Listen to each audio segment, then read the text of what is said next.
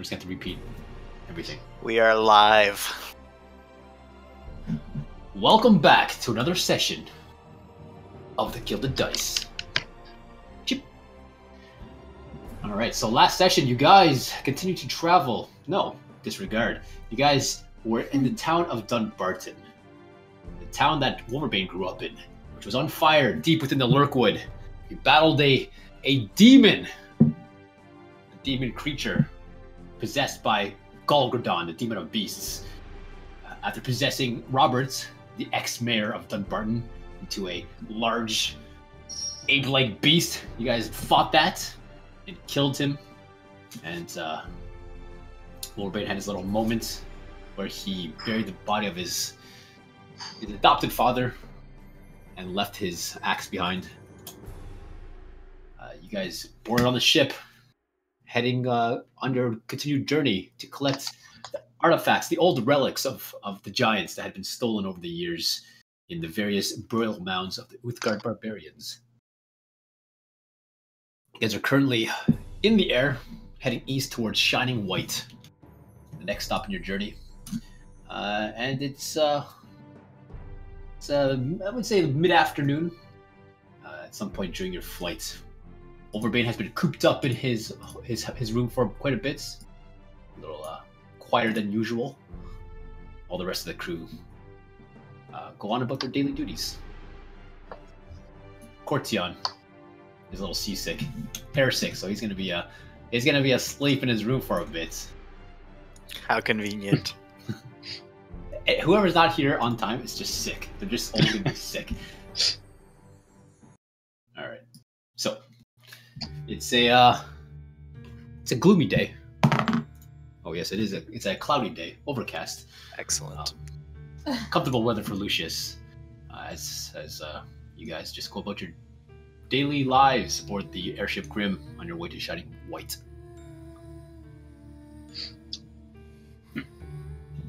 Well, I'm currently training the lazy crew member. Yes, do you remember his name? Nope, because I call him the lazy crew member. Yeah, so the lazy crew member, you're training him with his scimitar that that they all carry. Yeah. He's Today I sweating blindfolded buckets. him to see how he does that without sight. Oh, a few times he almost falls off the overboard. He's hating every moment of it, and he demands that you, although you are the captain of the ship, call him Ariscus, because that is his name. He's just as he pants and wheezes, "My name is Ariscus!" And he's just spinning around. I will call you that once you've earned your name. Yes, sir. Yes. He does a little bit of damage here and there, chips the wood, gets kind of close to the fire elemental at one point, and Perella shoos him away. Get away from my fire elemental, the pyromaniac. But yeah, you guys spend the time training, and he does seem to be getting a little better. Kind of. Oh, we've had days of this. You must be getting better at some point. He's just getting sorer. It's all a process. Alright. So are any of you guys doing anything on your journey to Shining White? I don't know. Maybe just observe the area around. After some time sort of looking over the side of the ship and just kind of thinking to himself, Lucius walks over to Zaya. Hi. Oops.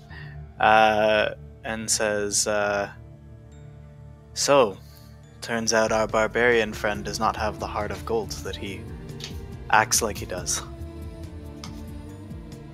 Wait, do you think his heart is made of stone? I'm just kidding, Lucius. I'm just kidding.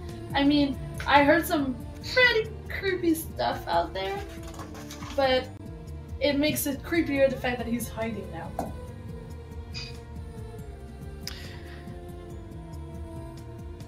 And what are your thoughts about the idea that he murdered that man's daughter? I kind of want to hear what he has to say about that, but it does change my perception on him. Indeed, I'm quite curious to hear his side of the tale myself. So how did you perceive that happening? I mean,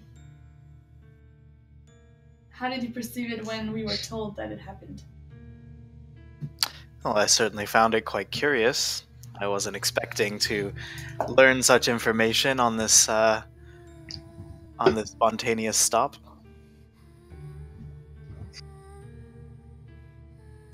I mean, are you thinking like we should keep an eye on him?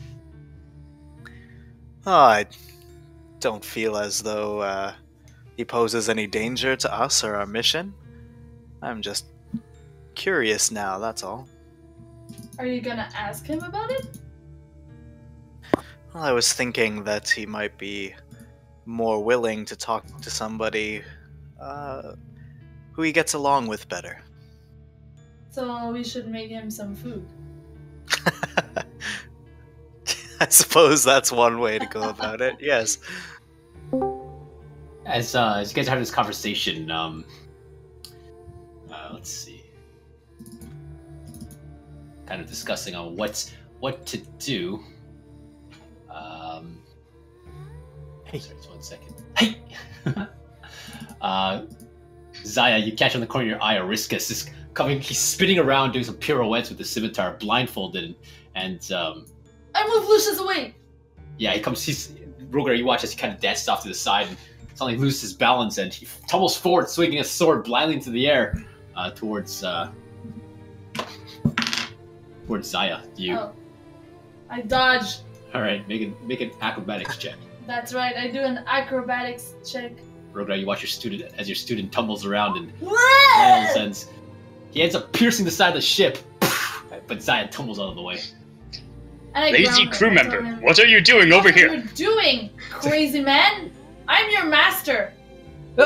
Yes, you're all my captains. Captain Rogadar, permission to take off my blindfold. Give me a proper Permission granted. apology. You can have a 30-minute break. He takes off a blindfold, and you can see there's it's like a rash on his face from just the sweat and the cloth rubbing against his skin. You, young boy, have done something very dangerous. You clawed me with your weapon, and I could have tripped overboard and died because of your awkwardness. Oh, apologies, Captain Zaya. Captain Rogadar had me blindfolded. I'm doing my best. You can see he's kind of like a little bit, he's like the bigger one of the crew members. He's a little overweight. Okay, he's overweight, I know. And he kind of leans up against the side of the ship, just sits down, just panting. Apologies. And he kind of just... Apology accepted. Begins to pass out from just the exhaustion. Now will you excuse us? We were in the middle of something. Can you please whoosh? Alright, he crawls away towards you, Rogadar, and props himself up against the side of the ship. So, Lucius, I forget what we were talking about, but I know it was very important. We were just talking about how to have Wolverbane open up about the dark mysteries of his past. Right, and we talked about making some food. Right. Yes, I do recall you made that suggestion. Speaking of opening up, Lucius, before you came over, what was that little smirk about? Because, I mean, you're not a man with facial expression, if you know what I mean. Not a man with facial expression. I'm just finding this whole thing entertaining is all. Most entertainment I've had in a while. So, this is I guess it's great that you're having some enjoyment with us. Indeed. Alright, so what do you guys do? I say, okay, let's go make food, Lucius, my new best friend.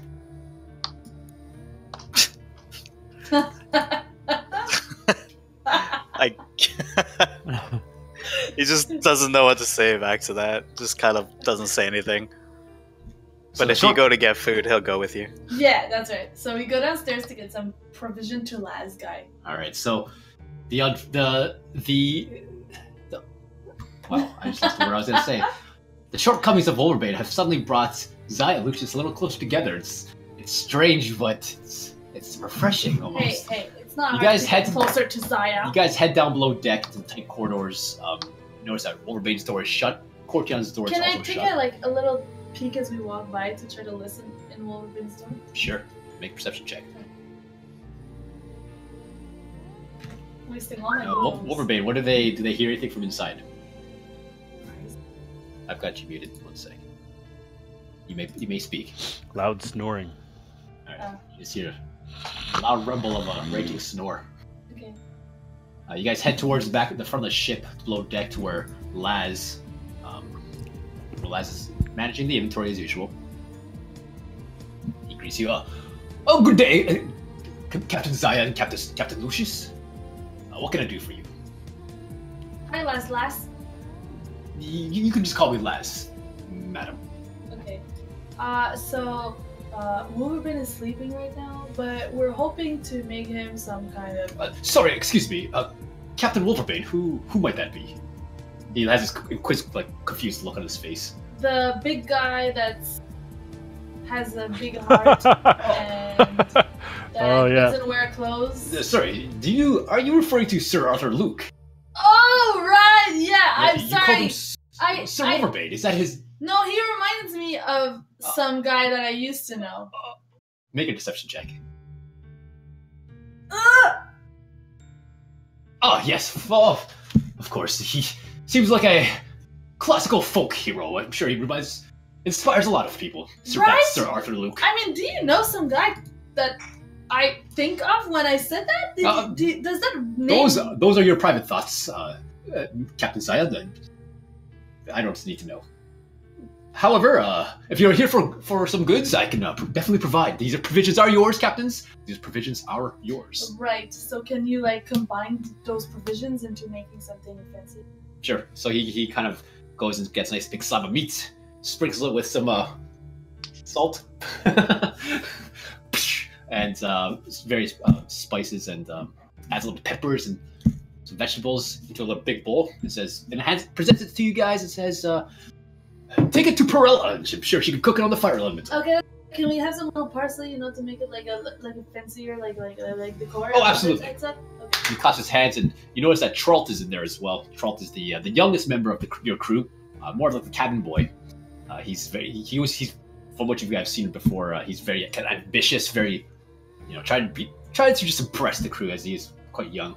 He hops off a crate and scours for some parsley and adds the garnishing to the bowl. And as he does, he kind of shoots a glance at Lucius and just says under his breath, "Oh man, Sir Lucius is so cool. I love his robes. Oh, the black is so cool on him. I wish I was a drow." He's just awestruck by Captain Lucius. Lucius pretends not to hear him and just casually glances around the room. He said, Charles just kind of nudges up to Zaya and says, "Huh? Do you think you noticed me?" Sorry, you're talking to me? Yeah, Captain Zaya, do you think Captain Lucius noticed me? I think he loves you. Oh man, that's so cool. I think he looks up to you. Well, I'm smaller than him, so I'm always looking up to him. But it's so cool. He's having this fan attack, this fandom attack. Hey, Trout, are you the one that's taking all this food upstairs for us? No, I can if you want to. Yeah, do it. My name's Trout, by the way, not Trout. Okay. But you can call me Trout if you want. I'm here to serve you for the glory of Clouth. Okay, you're Trout. All right. He grabs the bowl, and as he kind of scoots past Lucius, he just says, "Hi, Captain Lucius," and just scurries down the hallway with the bowl of food up to meet up with Perilla, the pyromaniac. And I'll say, "Lucius, I think you can ask this guy to do anything for you, and he'll do it." Laz just says, "Oh, well, captains, we will do anything. Any of us will do anything for you. We are here to serve you. We are your crew. You are the captains." Right. I roll my eyes. And he bows. And then and then I facepalm thinking I just pulled a Lucius. All right, so you, Trout. What exactly does pulling a Lucius mean? I rolled my eyes first. Oh. Alright, so you guys head back up deck. Perla has already kind of started sauteing and cooking up the meat on a grill that's close to the fire elemental, as you guys done before. Anything else you guys want to do? Cortion, you're just in your room, hanging about. How long have I been in there? Just for the morning. It's kind of like the early, late morning. You're feeling a little bit ill this morning, so you just stay. I was. Yeah, I because was. you were late getting up. Yeah. Just late getting up. Yes. I like to sleep in. You're feeling better though.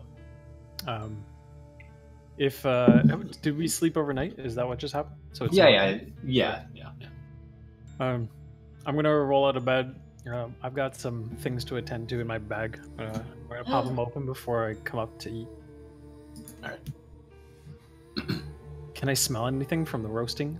Yeah, as the crew up at the top deck are cooking the meats for the breakfast or the brunch, I suppose, it just wafts down through the cracks in the wood.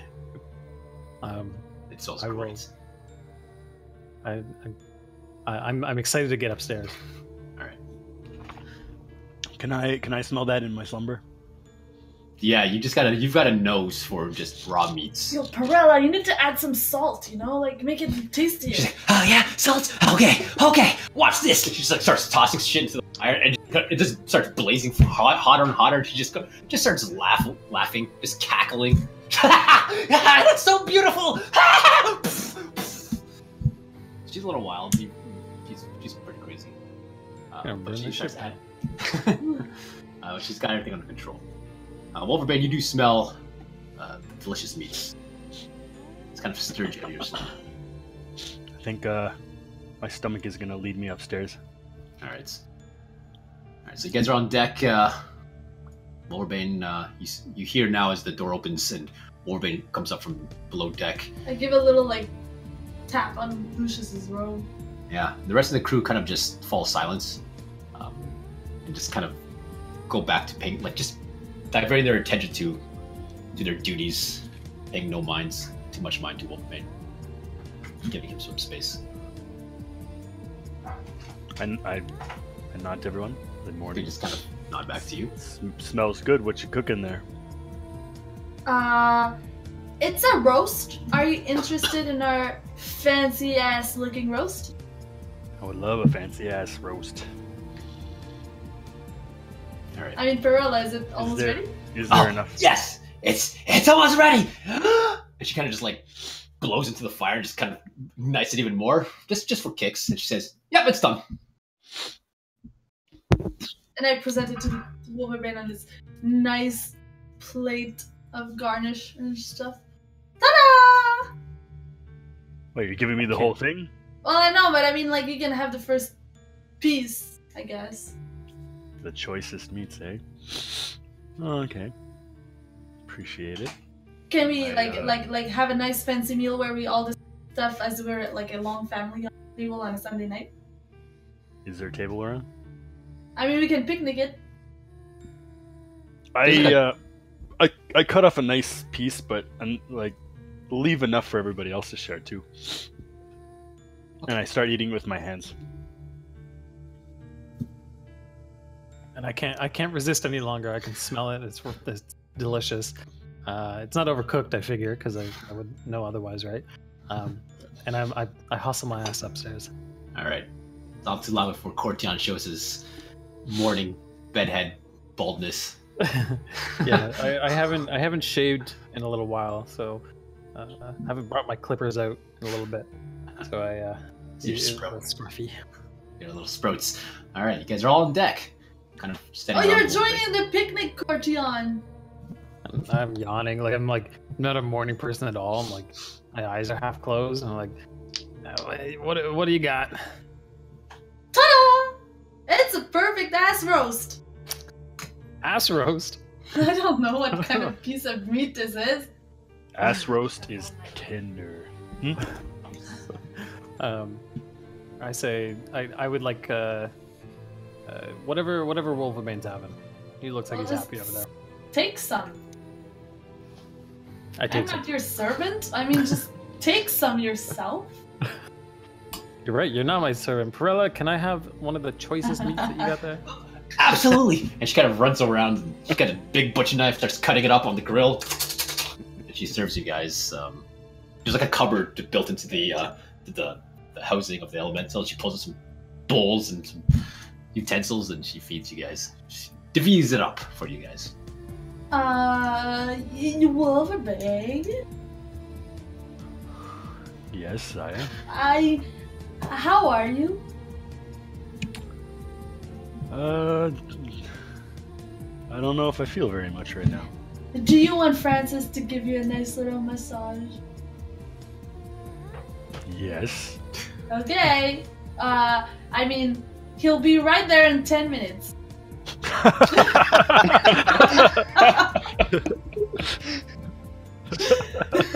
That's hilarious. I'll ritual cast it.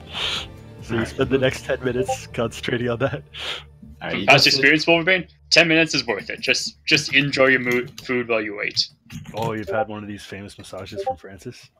Long time ago. Right before we met you guys. I'm looking at the crew, and I don't remember seeing anybody named Francis, and I'm counting them out. And I'm saying, who's Francis? And Pearla's kind of just counting you guys out too. She's like, "Who's Francis?" That's am I Captain ritual Francis to you. Oh, apologies, Captain Lucius. Captain Francis, I haven't heard of him. She kind of like looks around. But Zaya, you kind of go to the Can I side. talk like while I'm ritual casting? You need to you gotta focus. Focusing on the. I'll tell you in 7 minutes. All right. You kind of go plop down in the corner on some ropes. You'll see Cortion, or you won't see. I return the wink. Don't know what I'm winking about. All right. This is good roast. I always like roast for breakfast. I agree. Yeah. Fantastically done, Brella. Oh, thank you so much. The power of fire. Power of cloth, I think you mean. Apologies. The glory of cloth. I'm just screwing up all day. Turns to Delphine. She's like, "Second command, Delphine, please. I need to be relieved from my duties. I need a break." She rolls her eyes and says, "All right, Perla, go." And Perla runs below deck, just kind of get that off her chest, and Delphine sends Brassic to the magnifier. She's under the ship, just like thrashing her back. Yeah. I feel really bad. I didn't mean for it to happen like that. Between the cracks, you kind of hear just whimpering down below. I don't really want to deal with that. I'm like, ooh. Cortion, Yeah, these people are she's very shaking. sensitive. All right, So where are we headed, guys? Zaya, where are we headed? Oh, she's I mean, still. has it been 10 minutes Oh now? crap! Don't What? bother. I break your Shots started concentration. I have to call up the map before I can say. Delphine just shouts up from the deck. "Captains, we're heading to Shining White, the next location on your map." That's the one. Shining white. They are the What big- is that? Is that another grave site? Yeah, Yes, it's the it is next one one on of the the- list. One of the barbarian burial mounds Barbarian. where we are likely to find, yes, barbarians, like all the other burial mounds we've been to. Barbarians. Remember one of the oldest civilizations in Faerun? Sounds good. The mine wasn't a barbarian mound though. The mine? Yes, The it was. dragon Last mine. one? That was. Oh, was it? Everyone that we visited has been a barbarian burial mound. Oh, I'm sensing a theme here.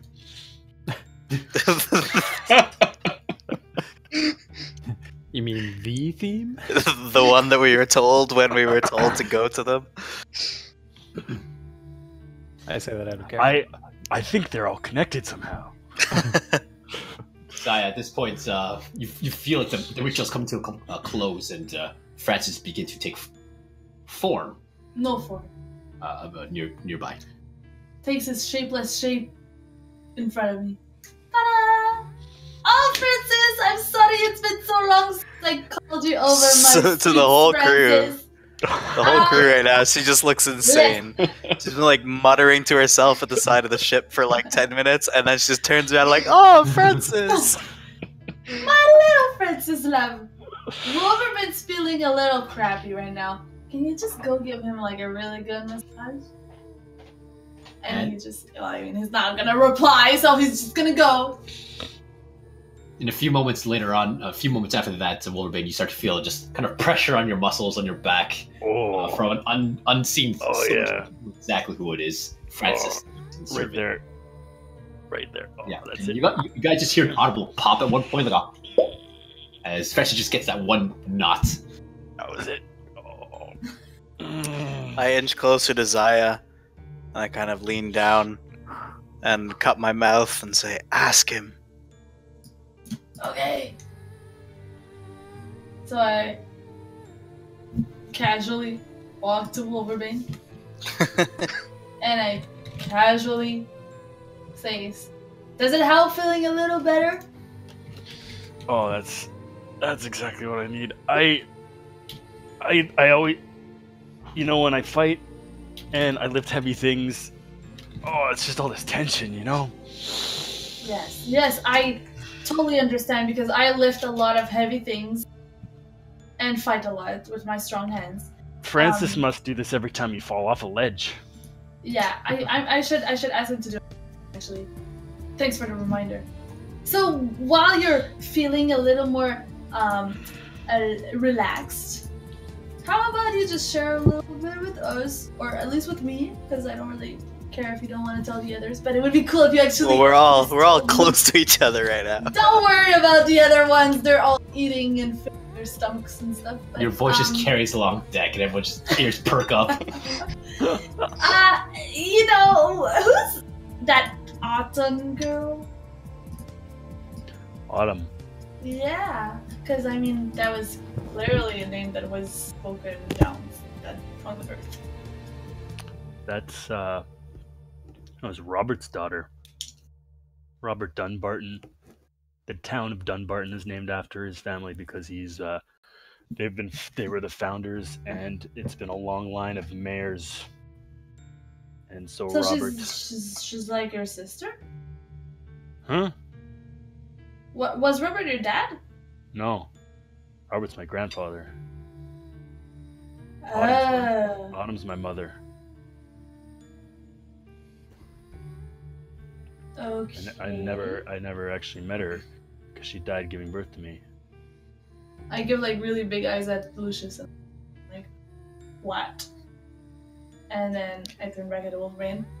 Lucius, like, if you look at his face, he actually looks a little disappointed.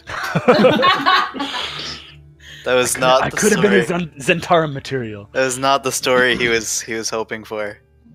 And I'll whisper to Wolverine, Lucius thought your heart was darker.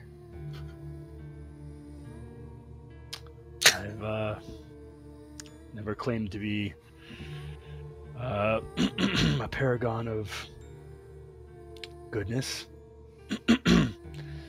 but Robert's hated me ever since I was born. Since that happened, and who was that? I was too big. I came early, and I was too big, and she died. So, where's your dad? I don't know who my dad is. I'm gonna while we're talking about sensitive things, wave the crew down to the lower decks. When I was like cautiously, not like obviously. Yeah, they break, but Delphine remains on deck to man the controls of the airship. She kind of just gives that look. Someone needs to fly the ship. Growing up in Robert's house, he never had time for me. He could hardly even look at me. The nannies raised me basically, but I was prone to fits of rage and anger, and eventually Robert had enough. Property damage, and when I was 10, he gave me away to Alexander, who was a logger, a lumberjack outside of town, and Alexander took me under his wing, treated me like a son. Never gave me a name, though. He said one day my name will find me. So, how did Wolverbane come around? I was with Alexander, just learning the trade. I was very handy at the axe. He gave me my first axe, and that's the one that I've had with me the whole time. And there was, when I was about 16, the town was being attacked by something. People were being killed and mauled in the forest, people going missing, and eventually we found out it was a huge Wolverine that seemed to have an evil essence to it, and there was nothing that anybody could do. So I had had enough, and I decided I was going to do something about it. I grabbed my axe and I went after it, and we fought, and that's where I got these scars from, because I have a big scar here, like claw rake marks, like a giant claw going across my head here. But I defeated it, and it was being controlled by that demon, the Galgadron, the demon of beasts, had been controlling it, had made it massive, and I set it free. And the Wolverine gave me my name, Wolverbane, and told me in its dying moments that my rage is a gift, and it doesn't have to control me. I can control it, and I can use it for good. And it told me to seek out a totem of the barbarians, and I will find power to defeat evil, protect what's good. Do you feel this demon returned in order to get revenge on you? That's all I can think of. I must have angered it when I when I released it from the Wolverine, from controlling the Wolverine. I thought I had killed it. I didn't know they could come back. But you probably all think we killed it, but we didn't. We didn't kill it yesterday because it spoke to me again.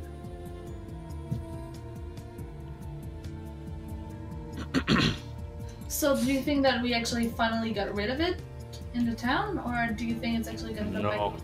No. As the rest of you were climbing onto the airship, I heard it. It was still around, but it was dissipated. It was leaving wherever a demon has to go when it's destroyed. But I heard its whispers, and it said to me, "You have gotten stronger. You have your father's strength, and you will do perfectly." And I don't know if that means I have Alexander's strength, or if it knows who my real father is. Or both. And what does it want me for now? Is it still angry with you, or do you think it meant it like? Maybe it was maybe it was a test. Just testing my strength. I don't know what it could mean. But Robert obviously knew about the Demon of Beasts. Maybe he had something to do with the original Wolverine, because he summoned it to himself. Right. Well, I don't suppose we'll be able to ask now. Or it came to him with a pact of some kind, because his hatred and his anger had grown so strong. Lucius, possible? Do you know where demons would go when they dissipate? if they leave this realm? Presumably to whatever hell they originated from. I wonder how you destroy these things once and for all. It would not be an easy task. I wish there was a way I could talk to the Wolverine again. The spirit of the Wolverine has to be somewhere as well. I don't know much about the afterlife, but if the demon can keep coming back, maybe there's other ways to talk to those who have passed on.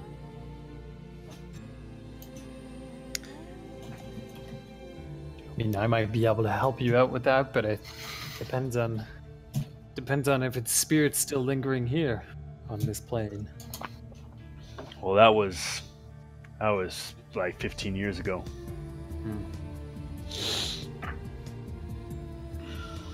There's certainly enough spirits in the air, but it's impossible to pick one out from a distance.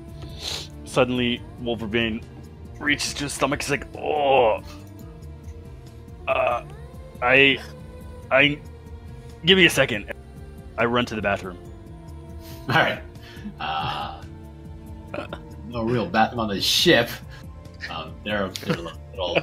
So just a little hole in the bottom deck that goes out. Yeah, that's basically just like a little. And make somebody have a bad day below. Yeah.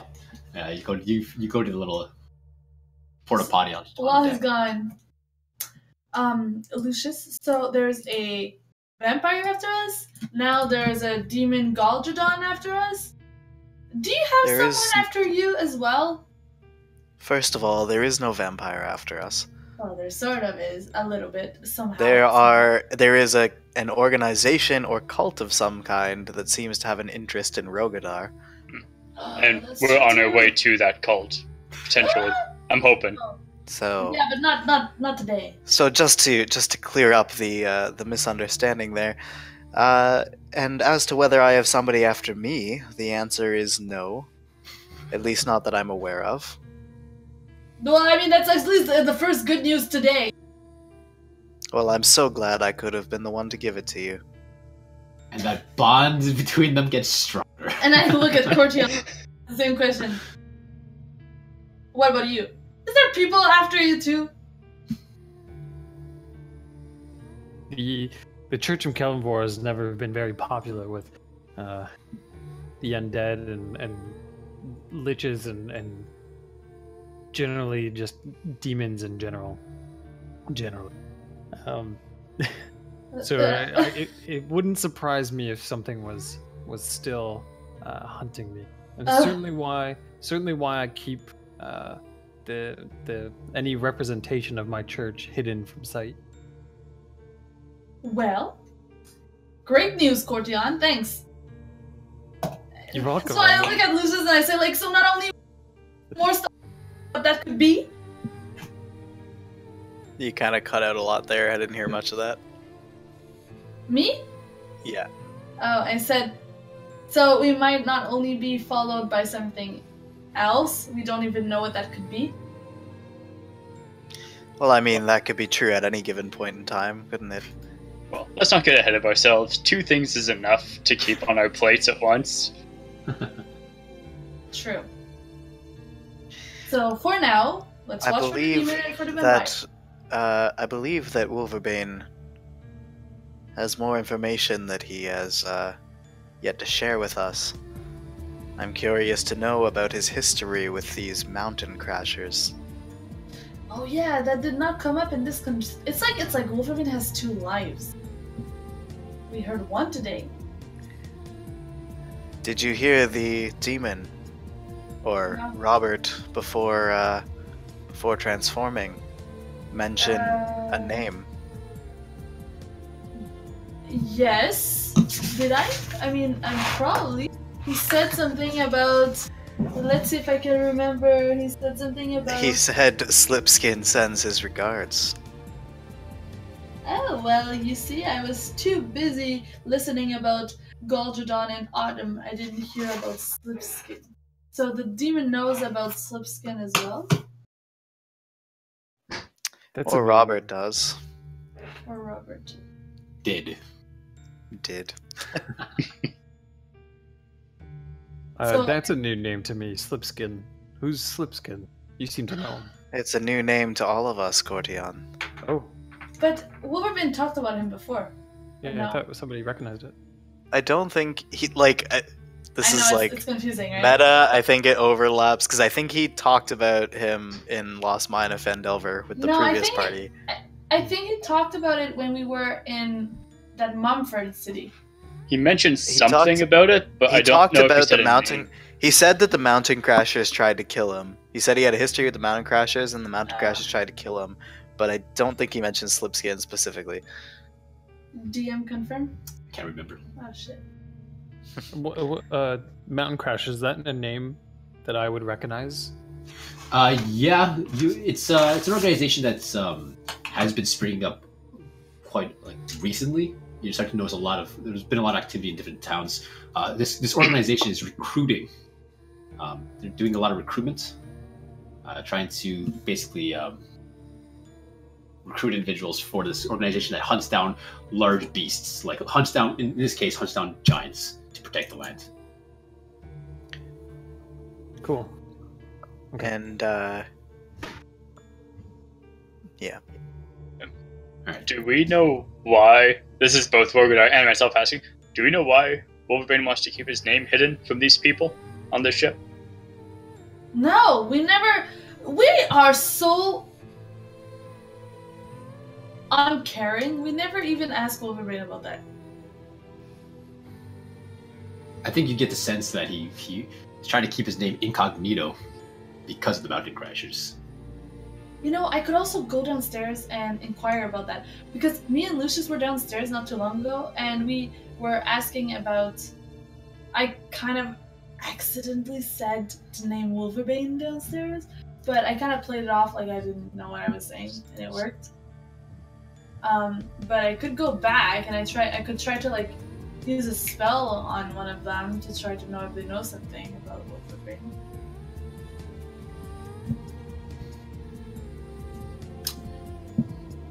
Well, Lucius, I mean- go back? I didn't get the I was there, right? Yeah. I didn't get the impression that he was, We didn't- particularly interested in the name. Yeah. He just was confused because he had not heard that name before. All That's right. true. At which point, as you guys are discussing Delphine not wanting to interrupt the captain's moments, she kind of just clears her throat.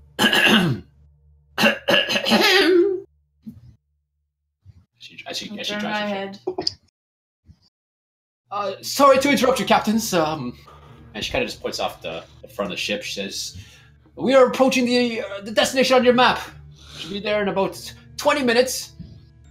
Shall I have the crew come on top deck to prepare the ship?" Yeah! You know, we need the ship prepared. Tell them to come. We'll talk about this later. Very well. All right. The crew comes back on top deck, manning their positions as you guys kind of peer off the edge of the ship, and you see, within the mountains of destination you're going to, a large stone, a white stone almost, that just kind of pierces out of the grounds. And it's not like an obelisk shape, but it's got a kind of flat top, but it's quite tall. It stands like a sore thumb amongst the landscape. Are we going on the top of that Well, stone, or? you're approaching it. These people are very creative with their names. That is quite a shining rock right there. Shining white. Shining white. Can I do a check on the top? Because basically my question is, are we landing on top of that thing, or are we? You are landing... the captains of the ship. You can do whatever you wish. Can I do a perception on the Sure. check? I want to check the top to see if there's anything, or if it's just rock. All right. The crew gets on top deck. They man the ballistae, the harpoon gun. Perla mans the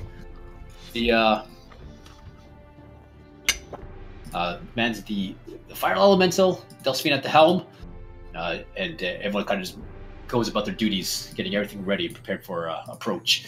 As you guys approach the shining white location, yeah, make a perception check.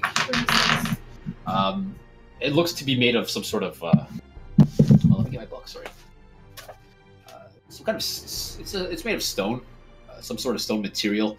You do spot some movement on top of the white rock itself, flying movements.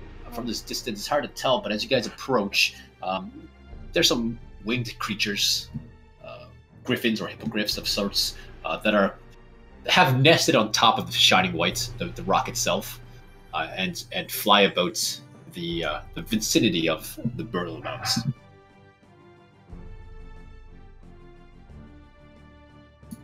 As you guys begin to approach the shining white, let me move you over to the map. Just find it here.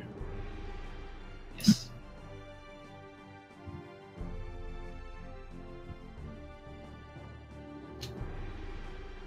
All right.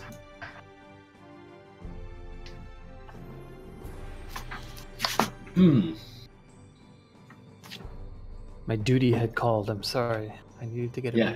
You went down as well to go talk to Laz, get some drink. But as you approach, you do see this rock. It is made of a white stone, pure white stone. You're not really sure what it's exactly made out of, but you approach it, and from this distance, this heights, it's grassy here. There's no snow. It's kind of the summer. Similar to the other burial mounds, inset in the hills themselves is a depiction of some sort of creature. And you get from the impression from this distance, it's hard to make out, but it sort of looks like a winged griffin. And again, there's the altar at the center of this creature. As the ship kind of swings around, rock, it's about 250 to 300 feet high. It looks to be made of some sort of white chalk, but it just juts out of the grounds. The crew look to you. For your orders. So there's movement on top of the rock? Yeah, it appears to be there's some griffins are nesting up on top of the white rock. Some griffins. Yeah, a few of them fly around the summit of it. And from this distance... I want to check. Oh, we've never encountered griffins before. Is it a beast? Zemphos' tower had griffins, did it not? There you go. I was thinking not just that. It wasn't... Oh, yeah, that's what it is. Is it a beast or is it a... They are beasts. They are beasts! So I could become a griffin! Right? Probably could. Sorry, they're not beasts, they're monstrosities. Okay. As you this ship swings around, aside from the griffins, there's about maybe 5 or 6 mounted or perched on top of the rock. You see a few griffins are actually on the ground, and they seem to be scavenging around.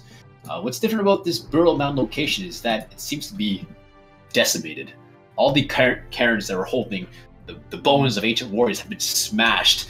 The men here, rocks have been toppled, and something has come through here and just smashed all the rocks, all the altars and the ornamentation, and everything's just been decimated. And there is a body near the ruined altar of a large stone giant. The crew look to you, captains, for your orders. It's a body near the altar? Yeah, of what appears to be a stone giant. Two? Because there seems to be 2 bodies there. No, just one. Those are griffins. That one griffin by the altar is kind of it's tearing into the stone giants. Not a lot is left of it. They've been clearly feeding off of this giant. You have a second griffin on the map. Oh yeah, there's a couple griffins scavenging around as well. Can you eat a stone giant, or are they made out of stone? There's still flesh to them. Yeah. Okay. Yeah, they're called stone giants because they work with stone, not because they're made of stone.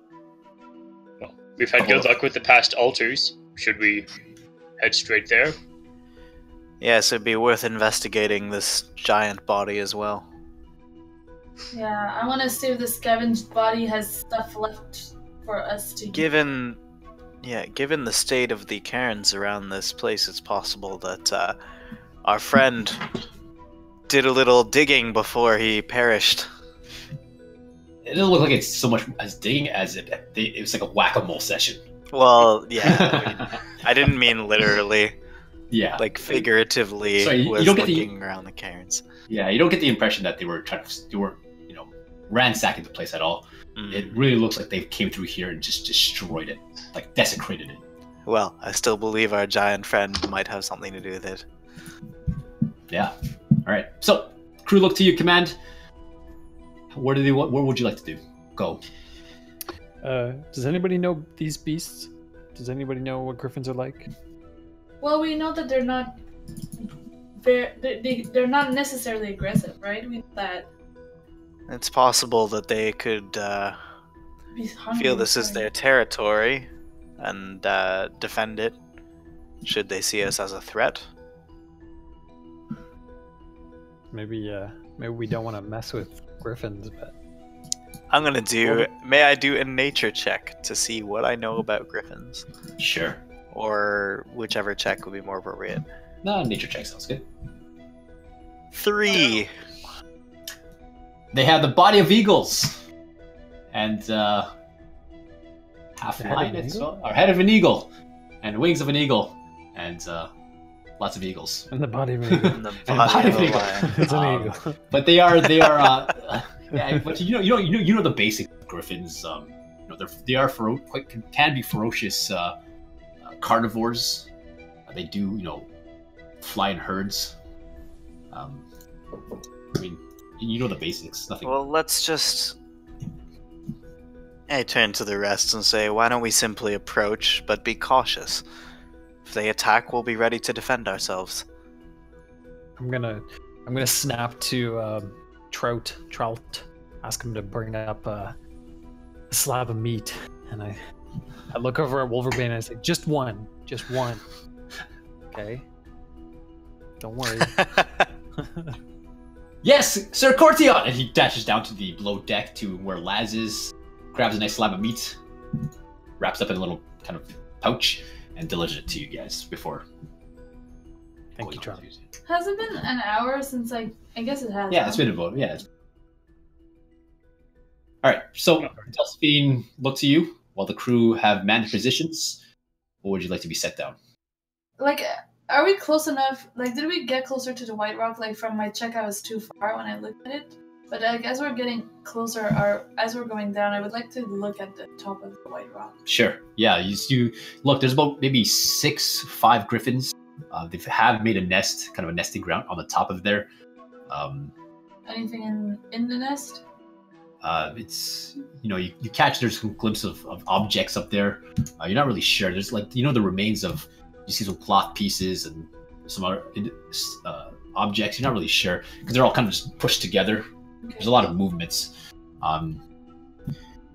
They do look pretty hungry. I mean, they look pretty scraggly. They haven't eaten quite a bit. But they have been scavenging off this one stone giant, which looks almost picked clean at this point. Just kind of his upper torso is left. I don't want to kill too many griffins. Yeah, maybe we ask. Let's ask Delphine to keep close to us in case those griffins swarm. Okay. Have the crossbow at the ready. Mm-hmm. Yeah. She nods. And with Brassic on the rear gun, and what's her name, Zalthia on the front, they are ready. They kind of bring the ship in to the east and lower down some ladders for you guys to disembark. So like here? Wherever you guys wish. Disembark. Okay. Okay. You guys plop down further off to the. The ship kind of maintains a higher altitude, but generally in your same position, hovering there with the guns ready to shoot, ready to fire. Wolverbane, maybe you take the lead on these beasts. Maybe you can talk with them? Didn't you do it before? Speak with animals. I'm not sure that these are... I guess I wouldn't know that necessarily. Yeah, unless... Okay. You think you can talk to them, Wolverbane? I think so.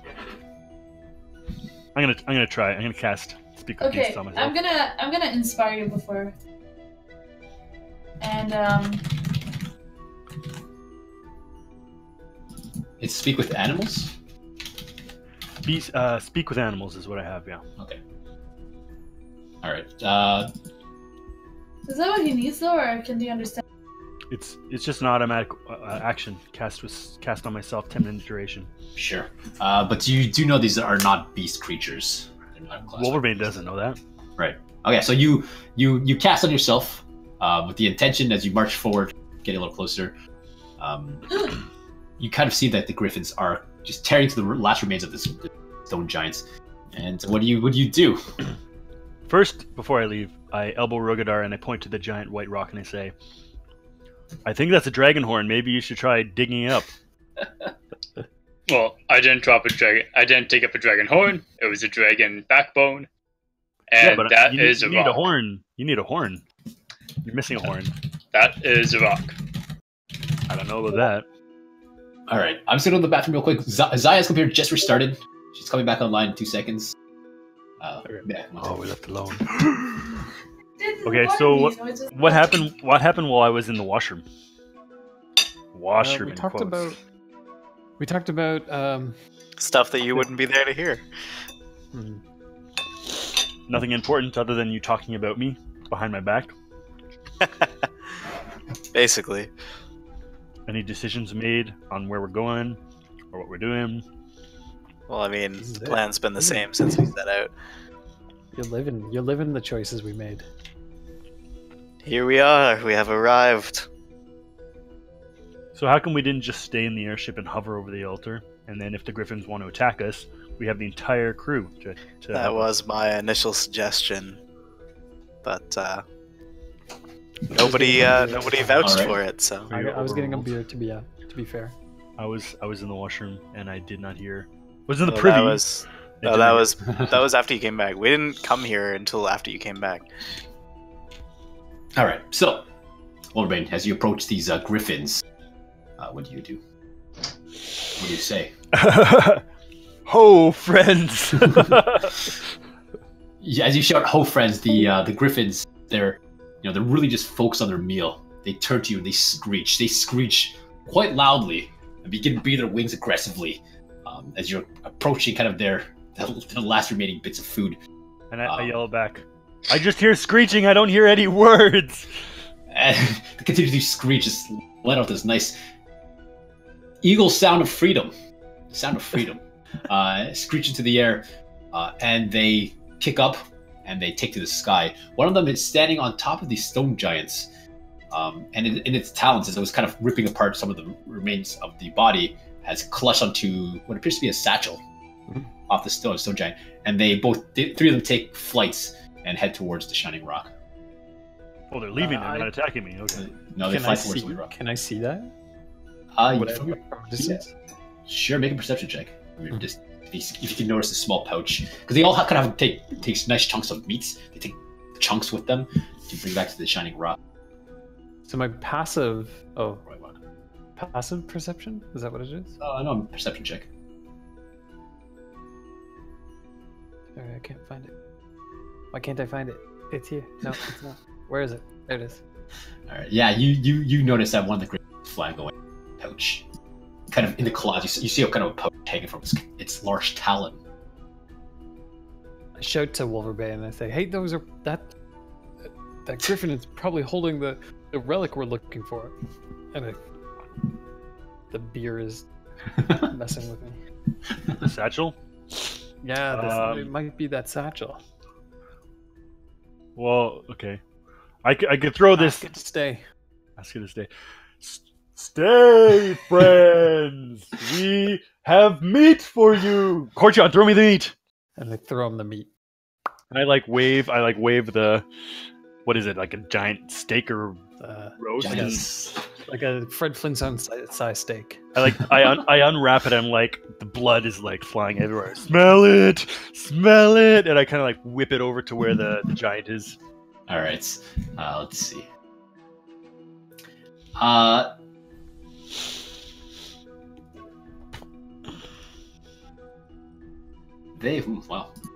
They fail to notice you as they take flight towards White Rock.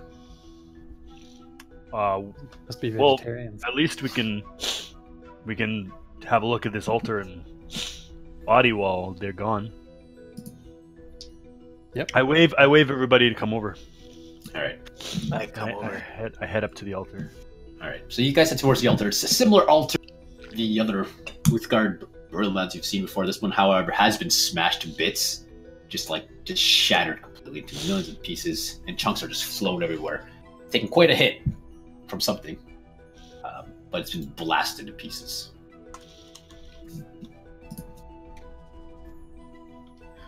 Can anyone detect magic? Nope. No.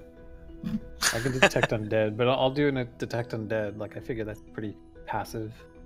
Sure. You cast the detect undead, Cortion, and you reach out to the world around you. You don't detect any undead, just detect dead. Mm-hmm. Just the giant there, but no undead presence. So I'm gonna have a look at this altar. Sure. It's destroyed, right? But do Pieces. I see any? I'm gonna have a look. Sure. Make a investigation.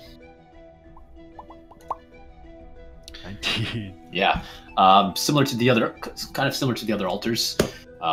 There was kind of a section underneath the altar that the altar had been built upon. You look inside and you find, kind of sitting in the rubble, A great axe. it appears to be a large porcelain half mask. Ooh. It's a mask about Giant size? giant size, yeah. It weighs about 20 pounds, but it has been cracked on the middle. A clean cut. There's clearly another half to this mask. But it is a mask that kind of has a scowled face on it. You see somewhere similar to this before on the cloud giants in Waterdeep that were visiting as emissaries. It's a symbol? No, it's like an actual mask. The Countess was wearing a mask when she held okay. her face. It's kind of this Same face. Yeah, but it's broken in half. yeah. I would like to investigate the giant body. Sure. Make an investigation as well. I'm gonna pick up the mask. Sure. And just show everybody. Okay. The body has been picked clean, pretty much. I mean, aside from that satchel that had taken off with the griffins, body contains nothing else. Just based on the way that the altar was smashed, do we get the impression that the mask was broken during that smashing? Probably, yeah. Yeah, It kind of smashed in half. Is the mask shiny at all? It's maintained. It's made of porcelain. Has maintained its beauty over the years. I glance up towards the rock and the roosted griffins atop it. I mean, I know it's a bit of a distance, but does it look like they have,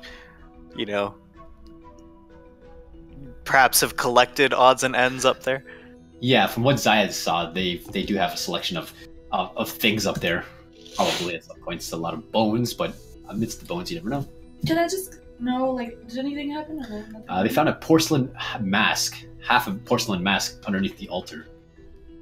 And they moved the altar? the altar was smashed by the stone giants that had previous come. I suspect that the other half of this artifact has been collected by our feathered friends. Zaya, can you see if there's any kind of magic on this mask? Sure. Yeah, I could do that. It's really heavy. I can hold it for you, but you can Yeah. lay your Can I take a hands on look it. at it? Marco? Sure, make an Arcana check. And Courtyard, sorry. Ugh. I was going to just take a knee next to the carcass, the dead body, and just make a note in my book. Sure. The carcass adds both, just pretty much the torso of the head left. The only thing that identifies it as a stone giant. Zaya, doesn't seem to be any magical presence coming from this mask. Oh, sorry. Guys.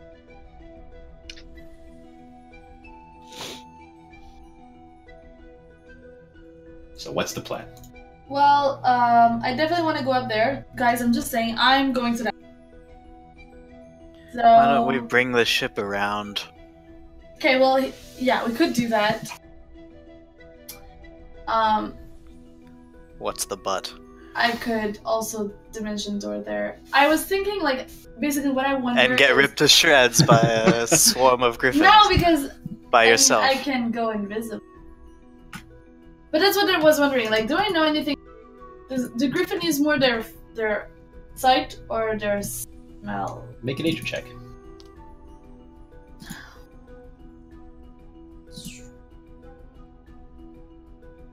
Ooh, that's a natural 20. You know they rely more on eagle-eye vision than their smell. They have keen sight. And Okay. you kind of look up and you see them, they're just staring at you.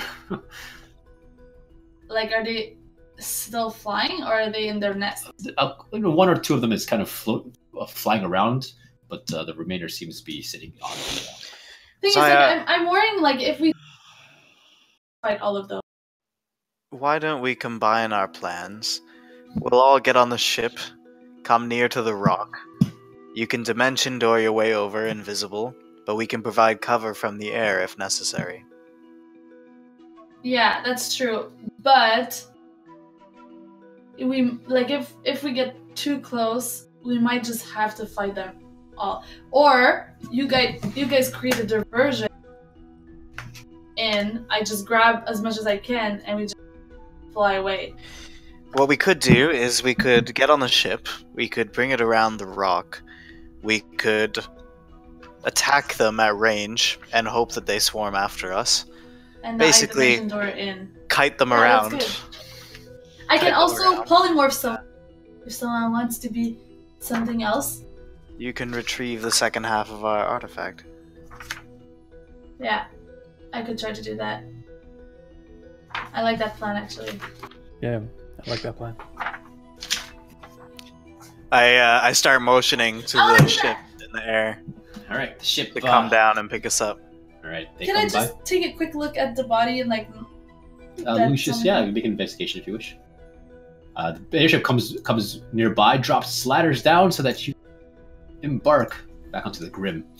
You look at the body, Zaya, and similar to what Lucius saw, the body's been picked clean, almost all of its flesh. Whatever it was carrying must have been in that sack. There's nothing else that remains. Okay.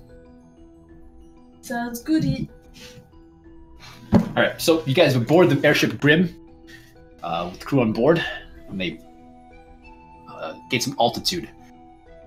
What's the plan? The crew looks to you for orders. How close do you want to be? Like 100 feet or like 100 feet, I guess? If you can get me 120 feet away, I can begin the distraction. I can aid in that distraction. Alright. Okay. I might be able to do something here. Actually, I think it takes too long. But Zaya, how close do you need to be in order to get down there? 500 feet. 500 feet for dimension? Not a problem, then. No, not a problem for me. Like, here's my plan, DM, just so you're aware. I want a dimension door, but as soon as I'm on the other side of my door, I want to cast invisibility. Okay. Does that make sense? Yeah. Because I need to do a dimension door first. Yeah. But I want to do them, like, right away. So we'll use our little dice to represent your airship. We can actually wait to see if they actually come towards it as well. But basically, you guys can start, like, if it gets too dangerous, you guys can start moving away. I still have like 400 feet before I have to absolutely board you guys. You know what I mean? So now that we're sort of closer, about how many do we see up there? You see 6. What? It's not so bad. 4 of them are perched, 2 of them are flying around. 4 of them are perched. Okay, you gotta make sure that if you target. Oh, we'll smack a perched one. Yeah, that's what I was thinking too. I turn to the others and say, "Are there any other details that we need to work out before beginning, or should we get started?" I'm gonna inspire people, but But hey, I have a good one for. I can inspire. I mean, I guess I could inspire 2 people, right? Yeah.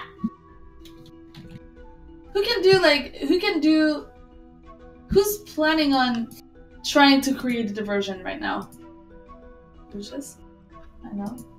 Who else? Sorry, who's doing the distraction? Yeah. Yeah, I'm gonna fire some blasts. I'm gonna fire some firebolts. Okay.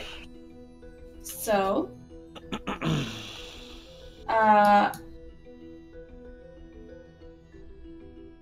Okay.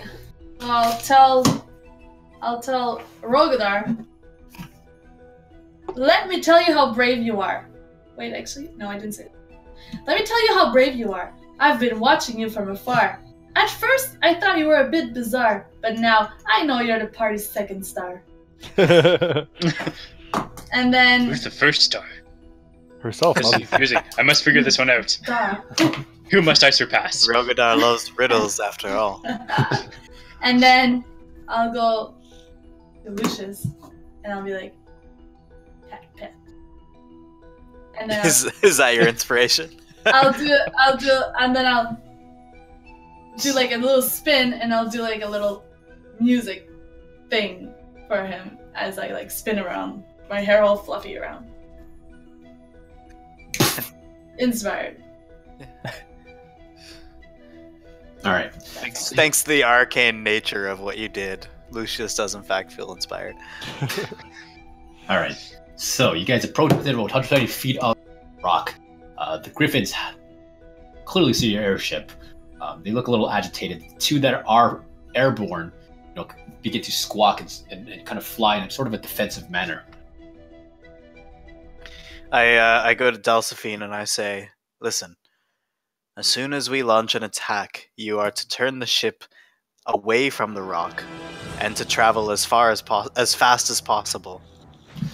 Our goal is to lure them away from the top of the rock. Understood? For the glory of Clouth! And all the other crew members kind of salute to Clouth. They prepare to execute those orders to the best of their abilities. I say, I'll look over at Palella. Perella? Yeah, the pyro. Make sure she's glory of clothing. she's like double clothing. And she got kind of eyeballs. You see kind of her lip quiver a bit as she doesn't want to disgrace the crew and the captains and Clout again. For the glory of Clout! She can't. Alright. I'm so scared. Rogadar. I'm so scared. It's okay. The two nearest then? Sure. Alright. I take aim and fire 2 bolts of Eldritch Blast at one of them. Alright. One of the perched ones, right? I look accurately at what's gonna happen. One of the perched ones, yes. And I'm ready to cast. Actually, no. I cast one at one and one at another. Because I can do that. Alright, so you blast at 2 perched ones. Make your attack roll. 23 and 26. Yes, they both That's a good night of roll. 11 and 8. Alright. And Rogadar? 21 to hit. Yeah, that hits. And 14 points of fire damage. Alright. So we hit 3 of the perched ones. I think I look. Okay. What's happening? Oh, it's cloudy. I don't need to do this. Alright. Okay, so, these 2 blasts go out and the firebolt flies off the ship. With pure amazing accuracy, you blast through these griffins off their perch. And boy, are they pissed.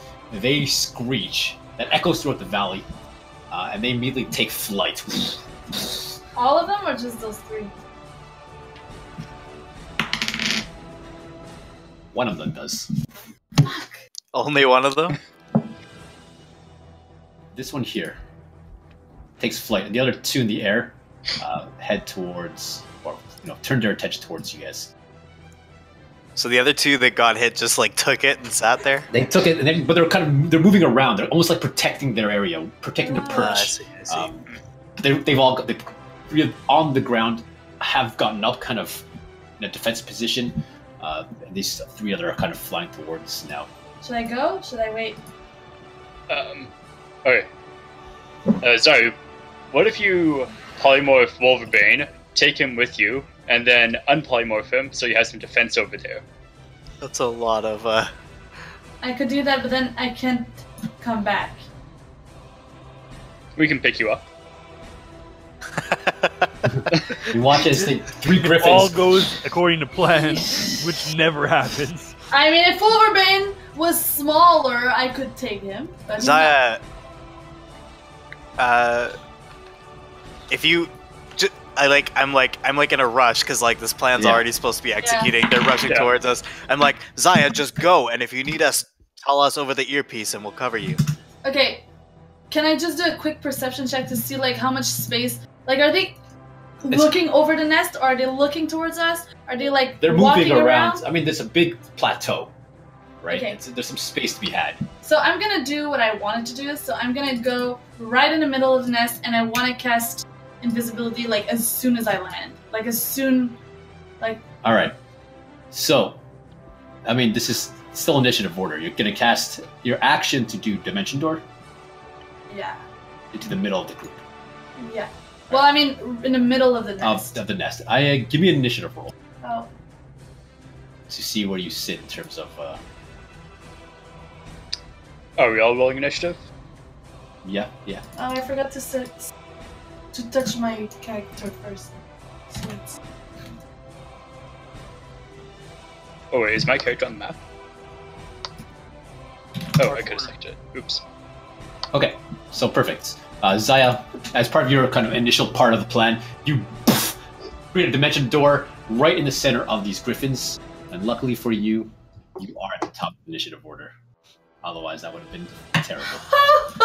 So you watch as Zaya gonna reappear on the white rock. The three griffins immediately just turn their attention towards you. They're massive compared to your little size. Me. But you are top of the turn order. I cast invisibility on myself. Immediately disappear. The griffins are squawking, they're screeching, it's loud, but you are in the middle of their little territory. And can I also move a little bit? Like, how big is that nest that I'm standing on? I mean, it's just various nests. It's like various nesting areas. They're quite large. So how big is the and So it's about a 50-foot platform itself. So basically, like, I want to move like a bit feet, like away from where I appeared, but like try to like move somewhere that is less likely to be where they are looking at, I guess. Sure. All right. You kind of scooch off to the side where there's a small opening of the three griffins. Like they're not stepping in the nest; they're stepping around. They're kind of moving around. There's various nests that are around the plateau. They're all, 10 to 15, 20 feet away from you at any given points. Yeah, but it's not clear. Like from what I see, you're like fine. stepping on the nests, or they're just moving. They're crawling over the nests. They're fine. looking for you. Fine. Okay, do I have time to do a check, or no? Sure. I mean, I can wait, but okay. Okay. So how fast? What I need to know is how fast can this airship move? We never see. Had a fly. I figured you would have had that flying speed. Had that worked out. It has it in miles. How many miles per hour? But its actual movement speed. Well, you can. I'm gonna say use a calculator for that. Perfect. We're gonna go. If it does 8 miles per hour, how many feet is that for 6 seconds? For 6 seconds. It's probably like. Oh, that's 200 feet. Wait, 8 miles per hour into. It does 8 miles per hour. Oh, 8. Do 8 miles per hour to give me calculations. We could just walk that speed. That's really slow. Oh my god. We're gonna say it's walking everywhere. Like what? 10 feet per second or something? Yeah, we'll say it's. Well, that's 42,240 feet per hour. So you just divide that by 60, 6? and then by 60. Sorry, by 10, and then by. Yeah, 12 feet per second. Yeah. I was off by 2. Perfect. All right. So the 12 airship. 12 multiply that by 12 per 6 second, so 12 times 6. 72. Yeah, 72. Miles an It's hour? 72 feet. Is it 72 feet around. All right. Perfect. All right. They head out. The griffins are a little bit faster as they now are dashing towards the ship. The 3 griffins do get up to the ship as they dash, flying quite fast to you guys. I guess they have a fly speed of 80. Yeah, dashing. Cortion, you see now the griffins are making their way to you guys. Do they? Do they? I guess they look pretty pissed at. Oh, they're absolutely pissed. They're pissed at all. They're coming for the big red targets that's in the air. Yeah. Okay. I'll kick this off with kick it off with a little prayer. So I think we're gonna need. All right. Yeah. I'm gonna hit everybody except for my guy, my drow bro. drow buddy. All right. Drow bro. So I'm gonna sprinkle a little holy water and everybody's blessed. You can roll a d4 for an attack or saving throw. Perfect. Except Lucius. Okay. Anything else, Cortion? No, I don't think I've got anything else that I can do. I'm going to move a little bit back to the back of the ship so I can avoid these screeching. So you run to the front of the ship as the back is the front. Yeah. The back of the, Yeah. You hit to the front of the ship. Wolverbane. They're still quite out of your range, your attack range, but they have approached pretty close to you guys. I am going to get out the Dragonbane Great Club. Yeah. And I'm going to hold my attack action until they're in melee range of me. Sure. Lucius. Okay.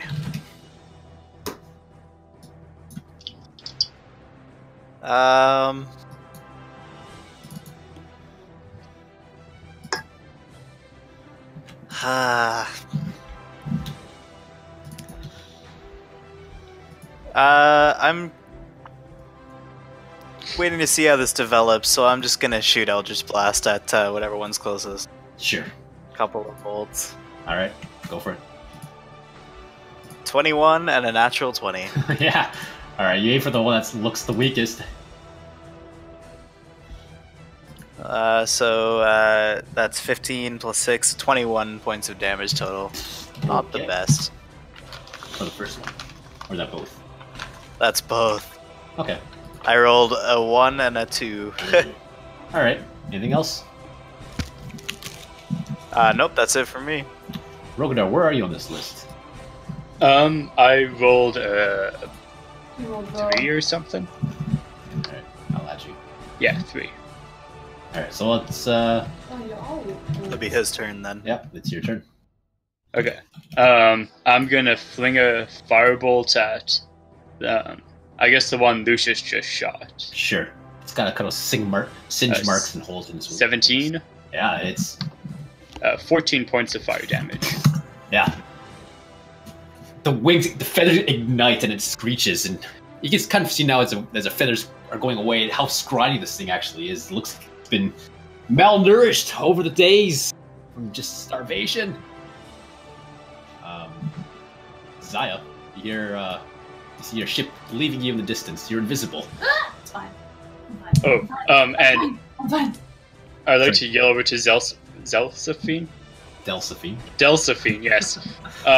To swing the ship back in the direction of the White Rock. Of the what? To swing around back to the White Rock. Okay, head back towards. She immediately just kind of spins the wheel, and you guys feel the ship just lurch. Does like a nice Tokyo drift. Ramming speed. And now Cortion is now standing in front. And, but Zaya, it's all gone sideways. And I turn around and I'm like, I don't know which way is which. Zaya, you stand upon the White Rock. I want to where is there most pile of items? Sure, make a perception check. Are you looking for anything specific or just looking for stuff? I'm gonna look for the part of artifact that we had. Okay, But so I'm also interested in some precious stuff that I would be interested in. Okay, sure. You make a roll. You're looking for the bag. All right, to your far left, you see the satchel that the giant had that he took off with. The griffin took. You can see it about maybe 30 feet to your left.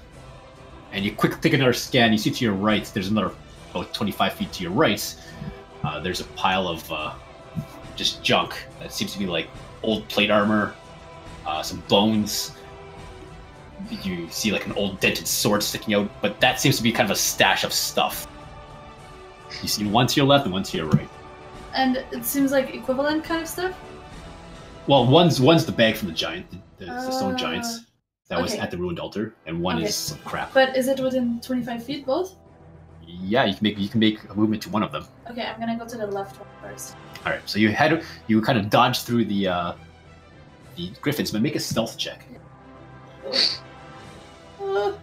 I get to reroll! Hold on! 25! You're using what to reroll? Oh, it's my halfling luck. Halfling luck. Lucky skill. If you roll a 1 for attack ability check or saving throw, I can reroll, and I have to use the roll. Well, okay. You're about to step. You look down. You're about to step on some like a piece of stone that looks cracked, and you just know it's gonna give away a nice sound. But you just nimbly jump over it and scooch on towards the bag. The bag is a small satchel for a giant, quite large for you. You flip open the bag and you see the second half of the mask. That's all? Yeah. Damn it! Actually, no, you do. You spot amongst the crap as well. A collection of gemstones. Oh, I take everything. You see.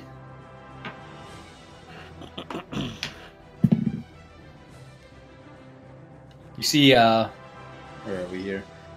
A dark, transparent green alexandrite gemstone worth 500 gold pieces. 500 gold pieces. All right, the griffins come upon you guys and begin to just go start berserking on you. One's going to attack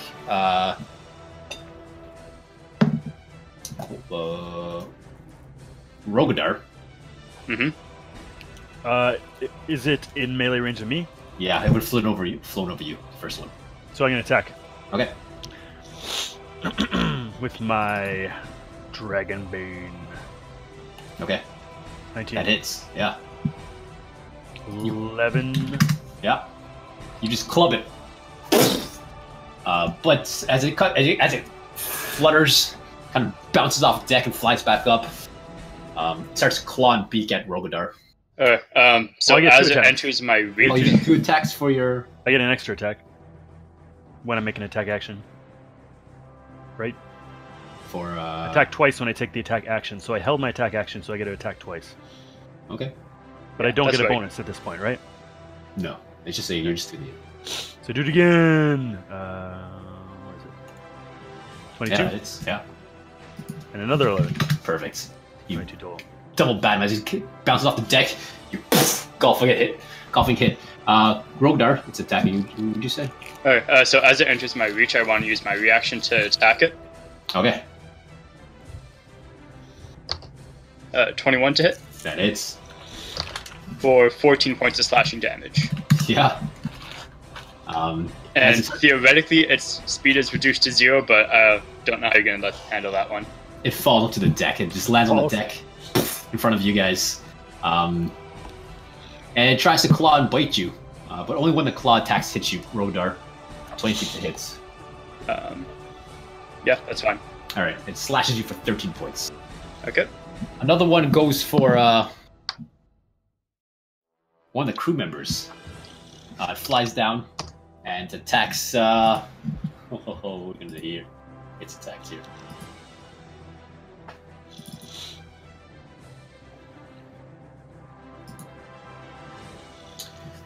right.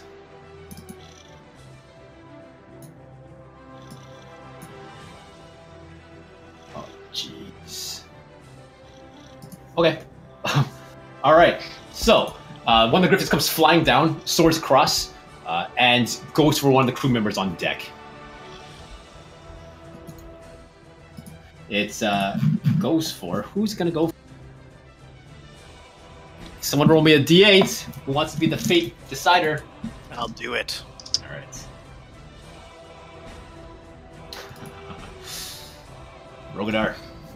Yeah. In the moments of combat, you find one of the griffins kind of skirts around the side and goes for the biggest, the fleshiest looking crew member on deck. And Use your training, earn your name. This is the moment where you hope Riskus has taken in what you have taught him. But he's not quick enough as the griffin tears into him, shredding him to pieces, doing a total combined point of 23 points of damage, instantly killing Ariscus. Tearing off his head, and the head, as the griffin gets on top deck and just tears his head off with no effort at all, the head flies off deck, somewhere down below. It picks up Ariscus' body and just starts shredding it. Pieces are flying everywhere. The crew are screaming. Ariscus has been defeated. No. And the last griffin. I turn and say, "Oh, that's my buddy." I turn to like seeing that the crew starts freaking out. I turn and say, "Stand your ground for the glory of Clouth." And they all kind of shout in unison, but in a shaky voice, "For the glory of Clouth!" And they begin to kind of maintain their composure. However, another griffin attacks one of the crew members.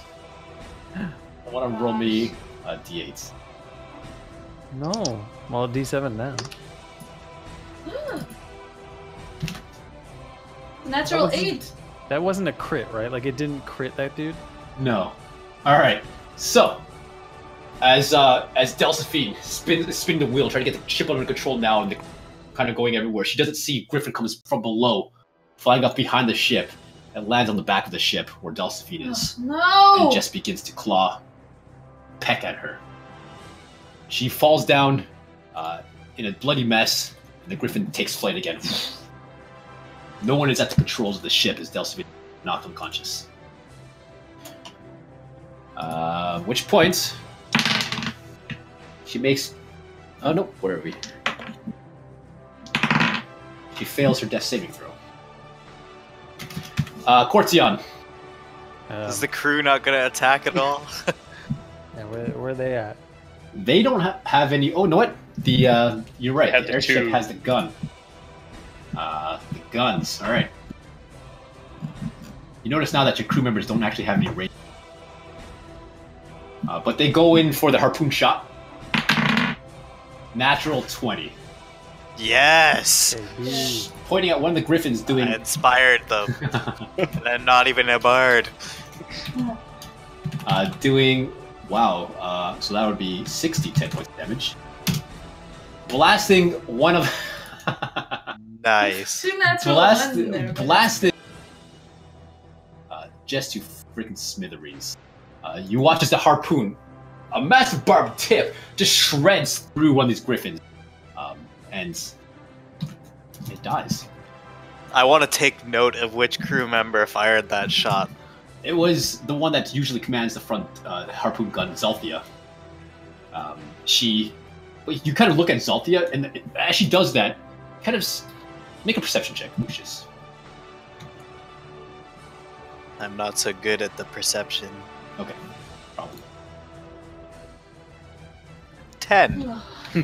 You kind of see her like shudder for a sec as she begins to have Troltz load up another harpoon ready for another shot. Whereas Brassic on the back rear gun fires his gun off the back, which also hits, but not as much.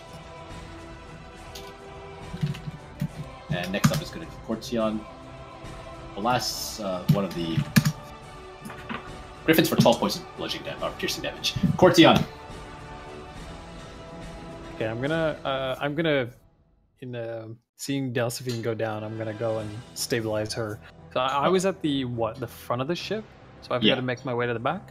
Yeah, okay, you can make it one. It's about 30 feet. I'm gonna make my way to the back, and I'm gonna cast Healing Word. Okay. Actually, I can touch, so I'm going to use cure wounds. All right. Because I'm a Grey Domain cleric, I get Circle of Mortality.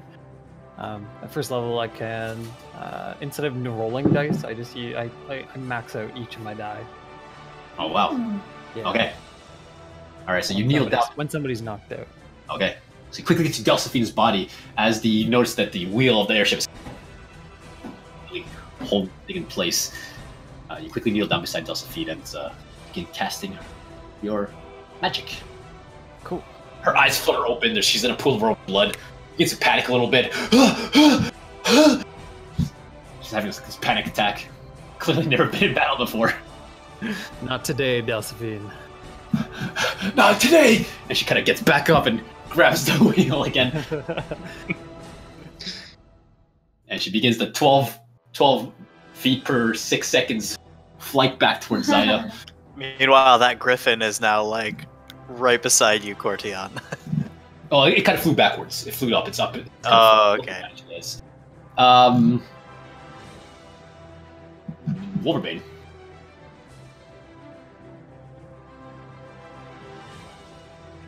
Cut it. Hello? Yep, got you. Oh. Would you get an attack of opportunity? 10 pieces? Sorry? Yeah. No. Wolverbane's your turn. Alright, so are any of them close enough for me to attack on the ship? We'll say one of them is kind of getting close to the ship now. Well, the one that ripped the guy to shreds, is he still on the ship? Yeah, he's like I could jump and hit him? Yeah, he's flying above the ship, but Okay, I'm gonna rage. And I'm gonna go after him with my Dragon's Bane Grey Club again. Okay. For 2 attacks. Recklessly. Okay. I'm gonna go reckless. Arrgh. This one looks pretty beat. Wow. Yeah. 9. Yeah. Nope. That doesn't work. You're not quite used to the balancing of this weapon. I try one more time. 17. Yeah, that is. 13. Yeah. 13 damage. You know, it's flying. Its feathers are a little caught on fire from the Rogadar's fire flaming bolts. But you wind up, this time anticipating the weight of your weapon, and you give it all you've got, and you crush this thing's skull. Just you bat it. You hear the beak break. It just snaps off its face, and it goes teetering off the edge of the ship. Sweet. It's dead? Oh, it's dead. Rogadar. Okay. Wolverbane. It's dead. However, let's see.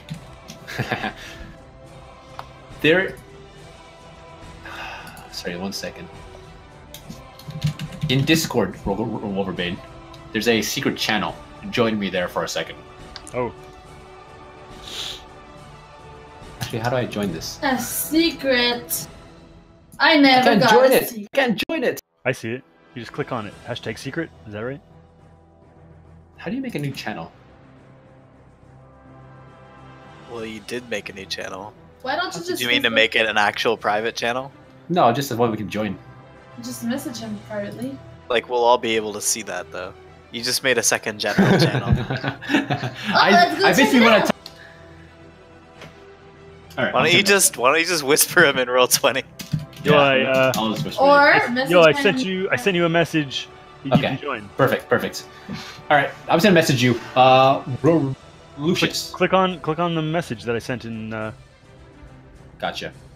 Yeah. You can join it. But Lucius, what do you do? Okay, so we've got 2 more left. Is one of them looking kind of weak? Sorry, one of them. Or are they both doing pretty well? Oh, we only have 1 left. Oh, yeah, right, because the harpoon got the other one. Yeah.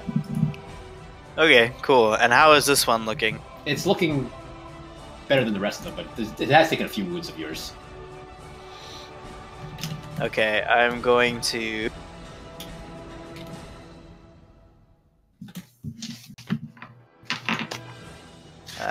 it's not worth it. I'm gonna shoot 2 Eldritch Blasts at it. Alright. 17 and 11?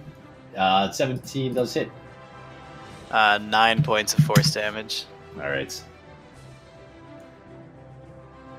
And Rogadar? Yeah, so it's off the ship a distance, right? Yeah, it's kind of it's about 10 feet away from the edge of the ship. Okay. At the back of the ship, you say? Just on the front of the ship, as Delsamine has to the ship around. Okay. I'm gonna move up to the front of the ship. All right. Fire a firebolt at it.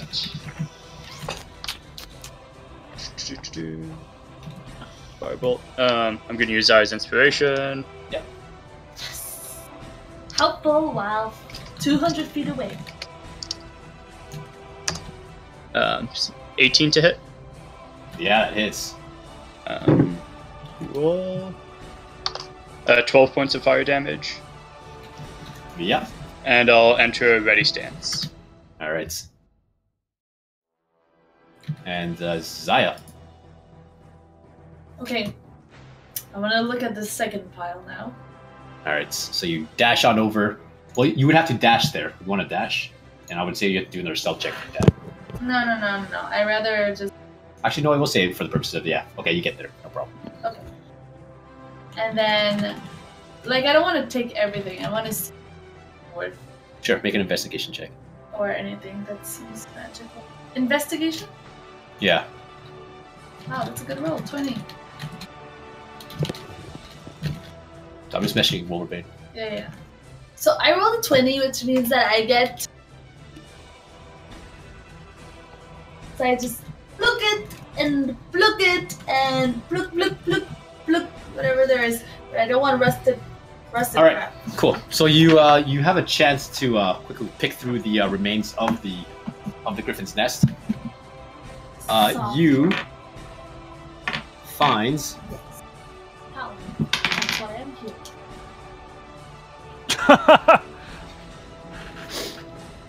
You find like this like a small golden idol. Seems to be like an idol of a gnome. It looks quite expensive, still pretty shiny. Probably from some dead adventurer. It's worth about 750 gold pieces. Ooh. And amidst all that crap, you find yourself. Tell me what? Where are we here? Where are we here? Roll me. Where is it here? Yeah, roll me a D100. I have a nice dice here. I don't know what an ugly dice on there. D100. 86. 86. 80 plus 6. All right. You find amongst just the crap. Let me grab it here. Oh man, it's crap.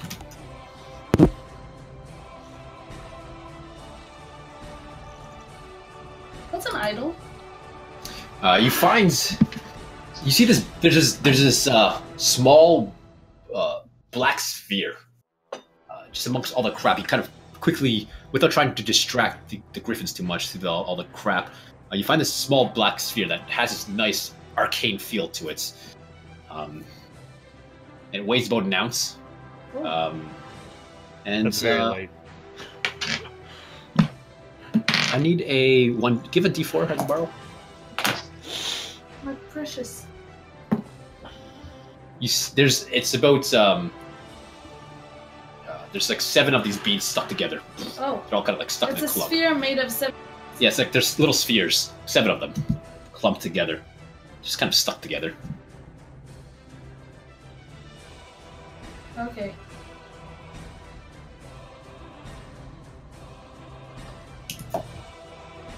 And that's all you find.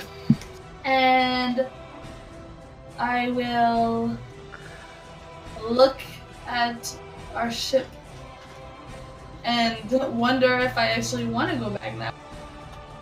But anyways, I can't do it anyway. So, yeah. All right.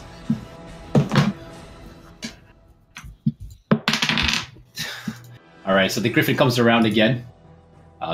Making the final attempt at getting something out of you guys. Attacks one of the crew members once again.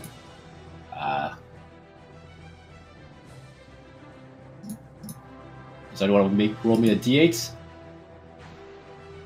Somebody new, somebody fresh. Well, I can roll. Like just typing it? I'll do it. I need a Go D8. ahead. 3. Alright. Having taken some wounds from the rear gun from Brassic, the Griffin immediately goes for the threat that it knows, comes up behind the ship, and pulls Brassic off the ship. Just with one giant claw, grabs it, digs its beak into his upper clavicle, and just pulls him off the ship, almost tearing the ballistic off there as well. And you just hear as Brassic is just like screaming, descending hundreds of feet below to his death. As he's like as the Griffin's falling him down, just shredding to pieces. That's the guy that was really good with the harpoon. He was the rear gunner. He was the strong man. He was the brute. He was the biggest, strongest one on the ship. Oh, the beefy guy. The beefy guy, yeah. Alright, we say that's No more arm wrestling for me. with one final shot of the harpoon gun. Yep. Zalthia manages to take out the last Griffin. NPC kills, man. Guys. So the airship begins to make its approach back to the White Rock, as per your command. Zaya, It's my turn again. well, it's approaching your position. Oh. So they destroyed the 3 that were around. So, well, if it's my turn, I'm gonna dimension door back on the ship. All right. You guys see Zaya suddenly appear. Yo, let's get away! Zalzafine! Do you have the other half of the mask? Yeah, man, let's just go. I do. I got it. Task done. Let's go. Don't attract more of the beasts. All right. All right. Yes, away. Let's go. All right. So you guys fly away, leaving the Griffins behind. And that is that. So, when we're at a safe distance,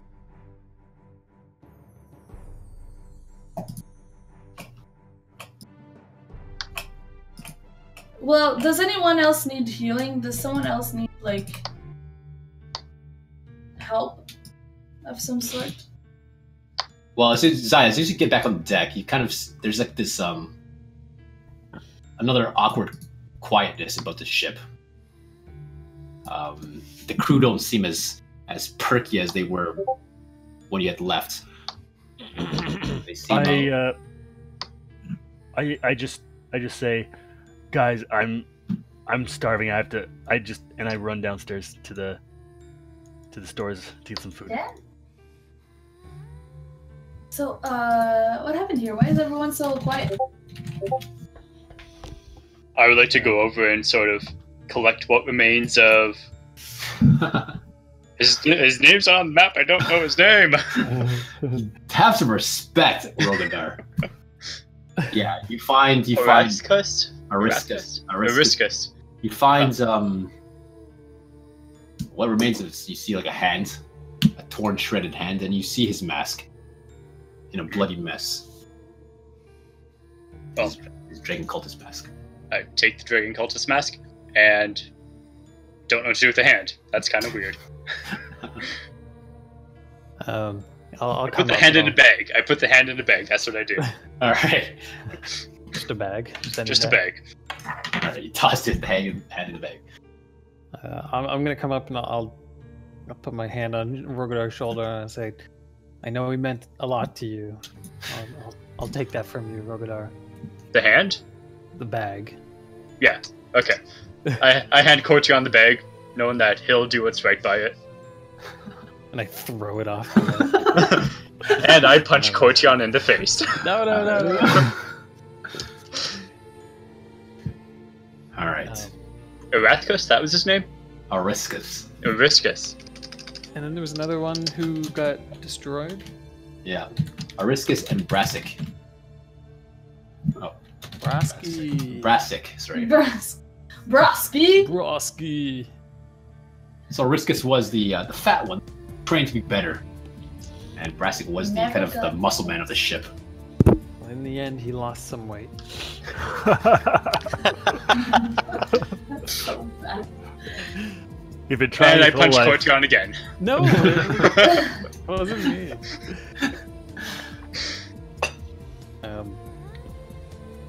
The other one's name was Brassic. Brassic and Aristus. He got torn off the side. Nothing. He got shredded and pulled off the ship. He fell. He's still alive off the ship. Is there any remains of the griffins on board, or they fell away? They've all. Should we? How high were we when he fell? He's Hundreds dead, of feet. Yeah. He's really dead now. Oh, he was real dead. Well, it's snow down there, so it could be really deep snow. It's grassy. Nice, There's no nice cushion. Yeah. The no. one spot. The one spot. It's all soapstone. It's just solid rock everywhere. Yeah. Do I find Laz downstairs in the? Yeah, Laz is in the inventory. Yeah, Laz. he's down there. Hey, buddy, Laz. Oh, yes, Captain. I have a very specific request. Absolutely. I'm at your service. And how did the battle go? Down here, taking care of the supplies. Hope everything went well. Forget about that. This is Okay. really important. I need some horse meat. Horse meat. Horse. Give me some horse. Let me see if I have stocked any, but let me check my wares. And he's gonna check his wares to see if he's at horse meat. He kind of goes through. It takes him a few moments to go through the crates in the box. He says, "I have some elk and some deer, beef, Is it a horse? Well, sorry, Captain. We don't seem to have stock in the horse. We can definitely resupply in the next town." Sir Arthur Luke. I'll add it to the list of the buy order. And he kind of goes to a sheet on the wall that he has to take inventory of what he needs to buy. Horse meat for Sir Arthur Luke. I'm still raging from the battle, and I just kind of slam one of the barrels of something against the wall and storm off. Yeah, it explodes, and it was kind of like his salt preserves, and it just makes a mess everywhere. It catches Laz off guard for a second. You know, your sudden attitude, but he doesn't say anything as you are the captain of the ship. I just come up muttering. As you're muttering, you see Zalthia also head down below deck, muttering to herself. I ignore her. She ignores you? I just head upstairs. Alright. But at top deck, the crew do look kind of battle shocked. Not really sure how to handle what they just witnessed. You get the sense that this crew have never really been in a battle before, seen too much danger aside from the distance. Wow. Delphine just, she spins that wheel and just kind of says quietly, "On to the next destination. We head towards Flint Rock, captains." Do you think is that a town? Does that have supplies? Is there a place you can restock some food? When are we going to Belliard? She kind of looks at you guys and kind of notifies you via the map. She says, "We can make a stop wherever you wish. The nearest town, please." Nearest town would probably be Mithril Hall. It's kind of a detour. I thought the plan was to go to Flint Rock and then on the way to Belliard. Let me see the map for a second. We could stop at Yartar. What's this? Morbrin's Shield. Is that a city? Is that a town? She consults her guide of destinations, and she says, it's a small little village, just off the Evermoors." Well, that's where we're going. Wolverbane, what's going on? Why are you throwing off the plan, Wolverbane? We are very low stocked on important supplies. We need some food. Like what? We're running out. Kind? I've been down to the stocks. There's plenty of food. All they have is useless meat. We need some horse. That's the only thing. We need that right now. It's very important. I'm starving. Why do you need you the guys horse? don't feed me any good food. I need some horse right now. Well, you seem perfectly happy with the nice breakfast hours ago. Well, What it seemed happened? all right. Did you see me rush off to the privy? Like, that didn't work on me. The only thing I can eat right now is horse, and I am starving. I am hangry. I'm hangry right now. We've had fish and potatoes for so long. Going to smash something. Horse meat. Why suddenly do you want horse?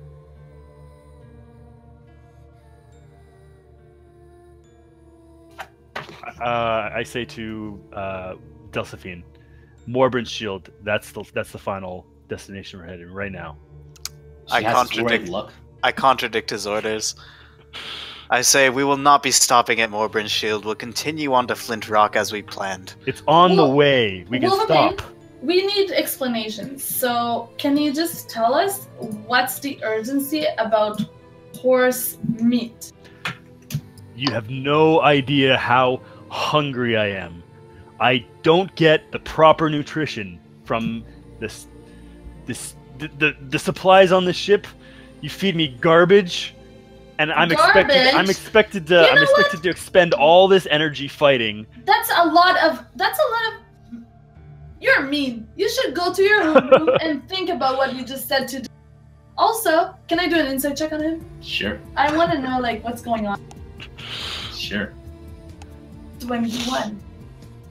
You see in his eyes that,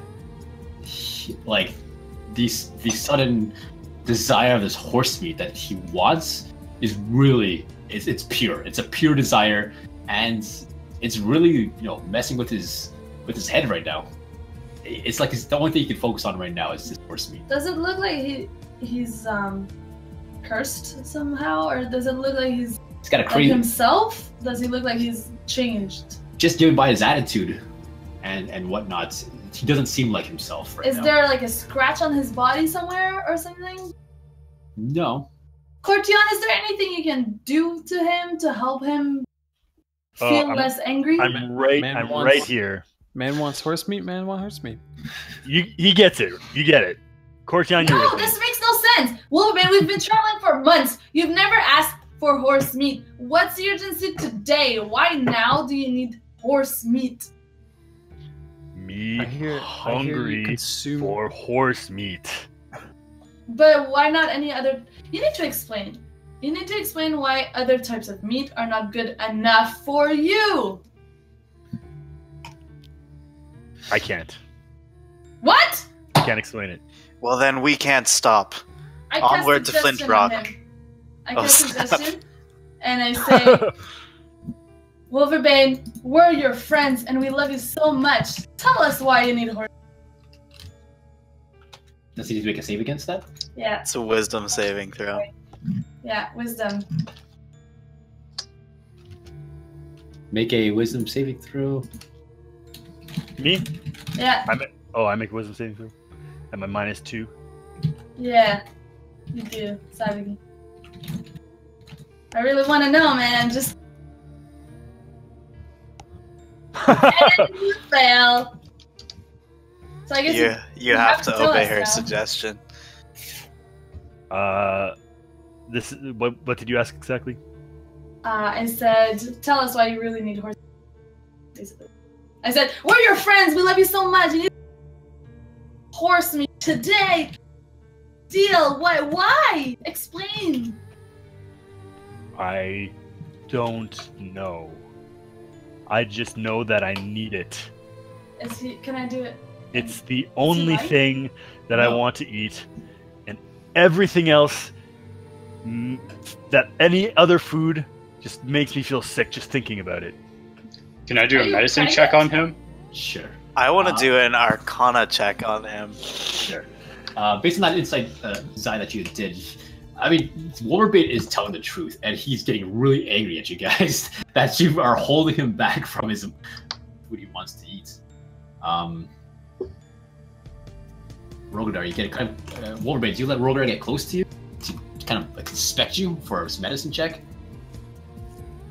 Yeah, I'm not. All right. Yeah, you kind of go up to him. You kind of Rogadar. You kind of look at your pal, your buddy, your fighting pal. Look into his eyes a bit. He's got a crazy look in his eyes. This look that you've never seen. This. It's like he's raging internally.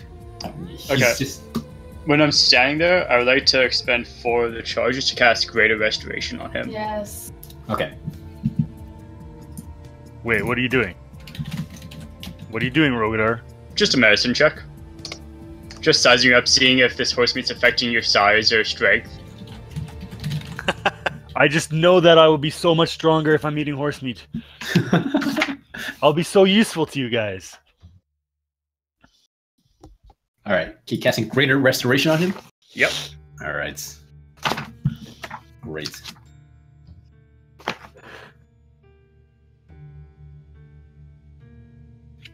What does that Greater Restoration do? What sort of things is it?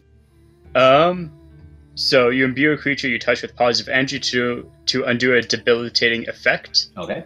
You can reduce the target's exhaustion level by 1 or end one of the following effects on the target. Okay. One effect that charmed or petrified, 1 curse, including targets a 2-minute curse magic item, any reduction to one of the target's ability scores, 1 effect reducing the target's hit point maximum. Okay. So what do you, I guess you're doing curse? I'm focusing on the weirdness and icy in his eyes. Okay, yeah. You touch him, just with Greater Restoration. I didn't know you even had some Greater. Well, you gave it to us. Oh, right. Using your, using the charm. Was that the charm? Yeah, the Charm of Restoration. Ah, yes, from. Oh, shit, you're using that. That's an item you had? Yeah. No, some of us were It was a charmed. boon. Yeah, it was a boon that they were able to use. Permanently? No, No, I can only do that once. You got it from the Great White Worm, the Grey Worm. Wait, do I have that? No, because you rang the gong. You pissed off. Oh, okay. And you were being you were being greedy about the thing. He did not see the pureness in your hearts. Okay, wow. Well, with the clutch move, Wolverbane suddenly with this feeling of almost guilt. I just yelling at your friends. You bring yourself back, collect yourself. The rage seems to go away, and your appetite as well. You seem to you kind of just shake it off for a second. You know what? You had a great breakfast this morning. Maybe a little hungry after a battle, but maybe some potatoes and some fish will do the trick. There we go. How's that, Wolverbane? I don't know what you did. I'm not really hungry anymore. Is that a full spell? Did you just make me full? No, it just ended a curse or whatever it was. I was cursed for horse meat? Sure, let's go with that. All right. At which point, I'm really sorry, guys. I was a little bit hangry. You're not yourself. At which point Delphine says, "So, captains, Morbin Shield or Flintrock?" Kind of soft voice. Flintrock should do.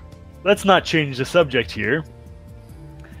I killed a griffin and then I got really hungry. So did the griffin curse me? Nobody? Okay, who else killed the griffin? It was the other 2 NPCs. You hear down below deck, Zaltia just screaming at Laz. Where is our fucking horse mate?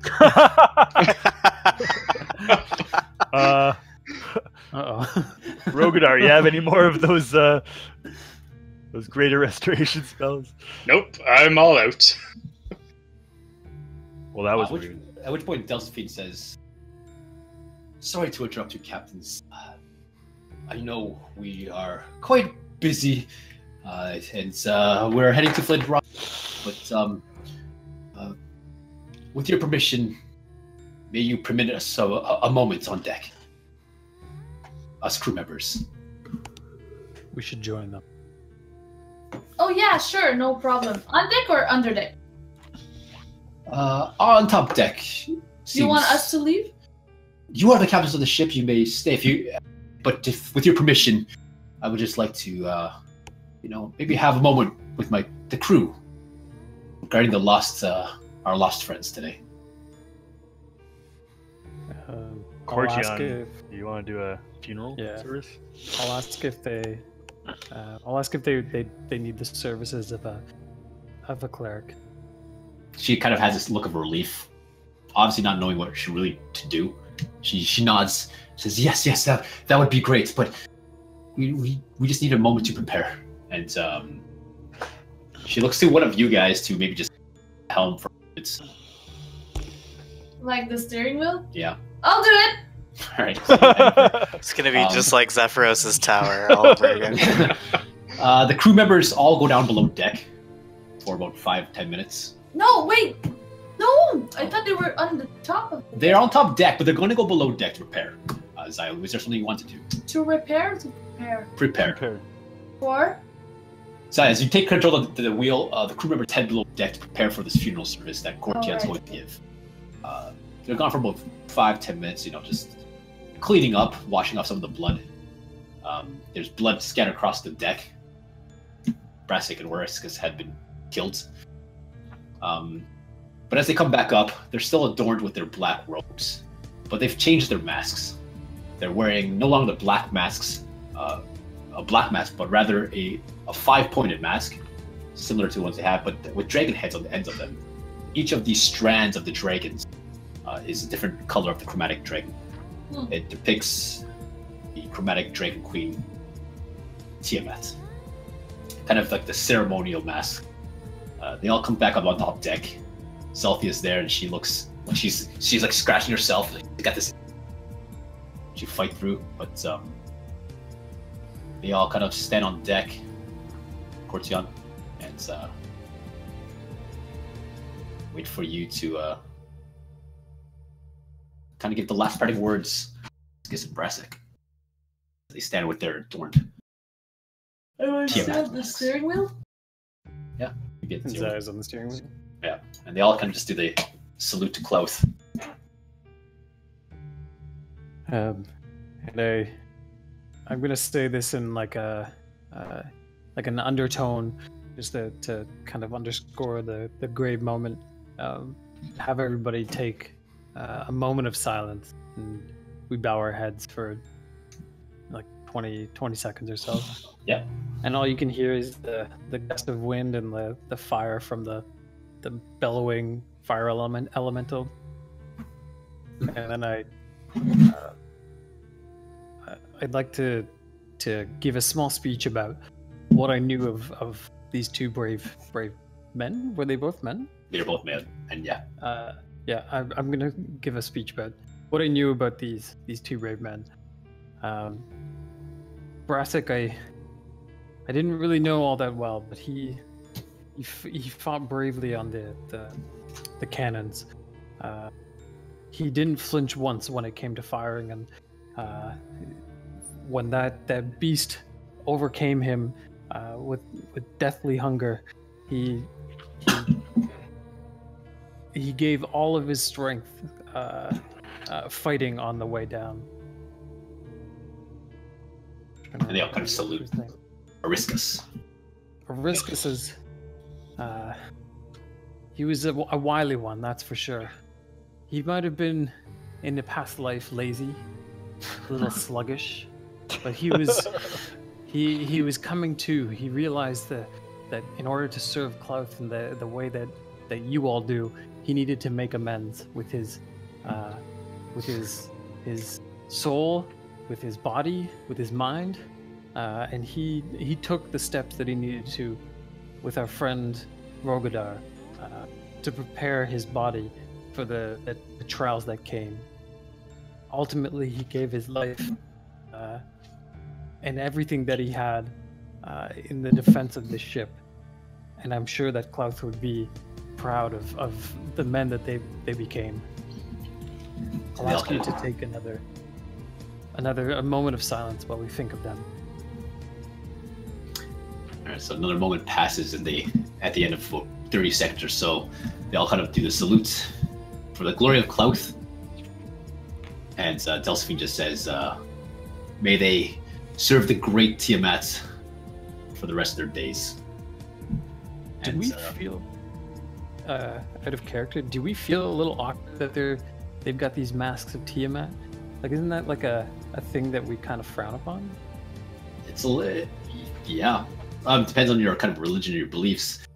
Tiamat being the chromatic kind of deity of the chromatic dragons, right? The evil dragons. Going along with Cortian just asked, like, does it feel like their feelings have changed toward? No. I mean, they respect the fact that you're giving them a moment to mourn their companions in the way they do. That Courtian gave a little ceremony. I mean, if anything, you feel respect from members. Okay. But as far as you can tell, they still are undyingly at your service for the glory of Cloth. All right. And I'll bring them out of this silence and ask them to all redouble in their strength to regain the energy that they once had, and bring back the glory of Cloth to this ship. And then I clap my hand and just say, "Back to stations, everyone." And immediately everyone had their stations. Delphine kind of nods to you, Courtian, and takes over the helm of the ship, and everyone's back to where they need to be as you guys begin the journey towards Flint Rock. I want to take a short rest with my 7 spheres stuck together in a small black sphere that has an arcane field. Sure. After Coach Hendersdale ceremony, Roro just walks up to him, puts his hand on his shoulder, gives him a nod, and just goes below deck for a bit. All right. Robidar. He lost his ward. All right. We're going to go down below deck to reflect on your lost companion, I suppose. He's still holding his mask. Yeah. you have his original black mask. Yeah. Yeah. All right. So you guys begin the journey to Flint Rock. It's gonna, you'll get a long rest, of course. Zaya, you take some time at some point during this journey to identify the items that you carry, and they are called the Beads of Force. That up on the interesting.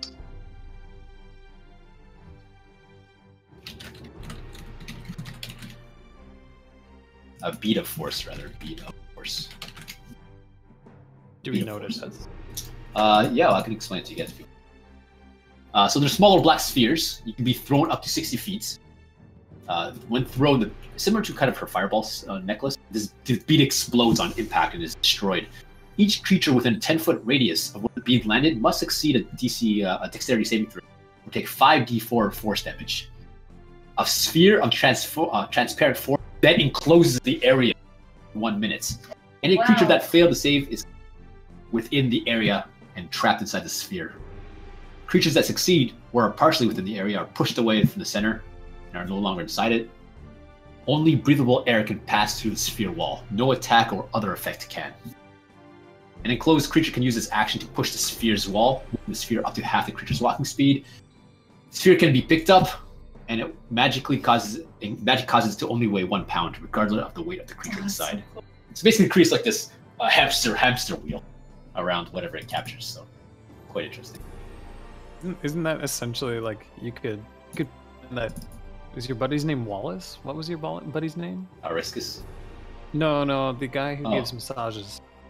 Oh, Francis? You could pretend that that's him affecting the world. That's true. Go, Francis Ball! I choose you. So I have 7 of those. 7 of those, yeah. Wow, that was a good roll. You guys make your way to Flint Rock. Anything else?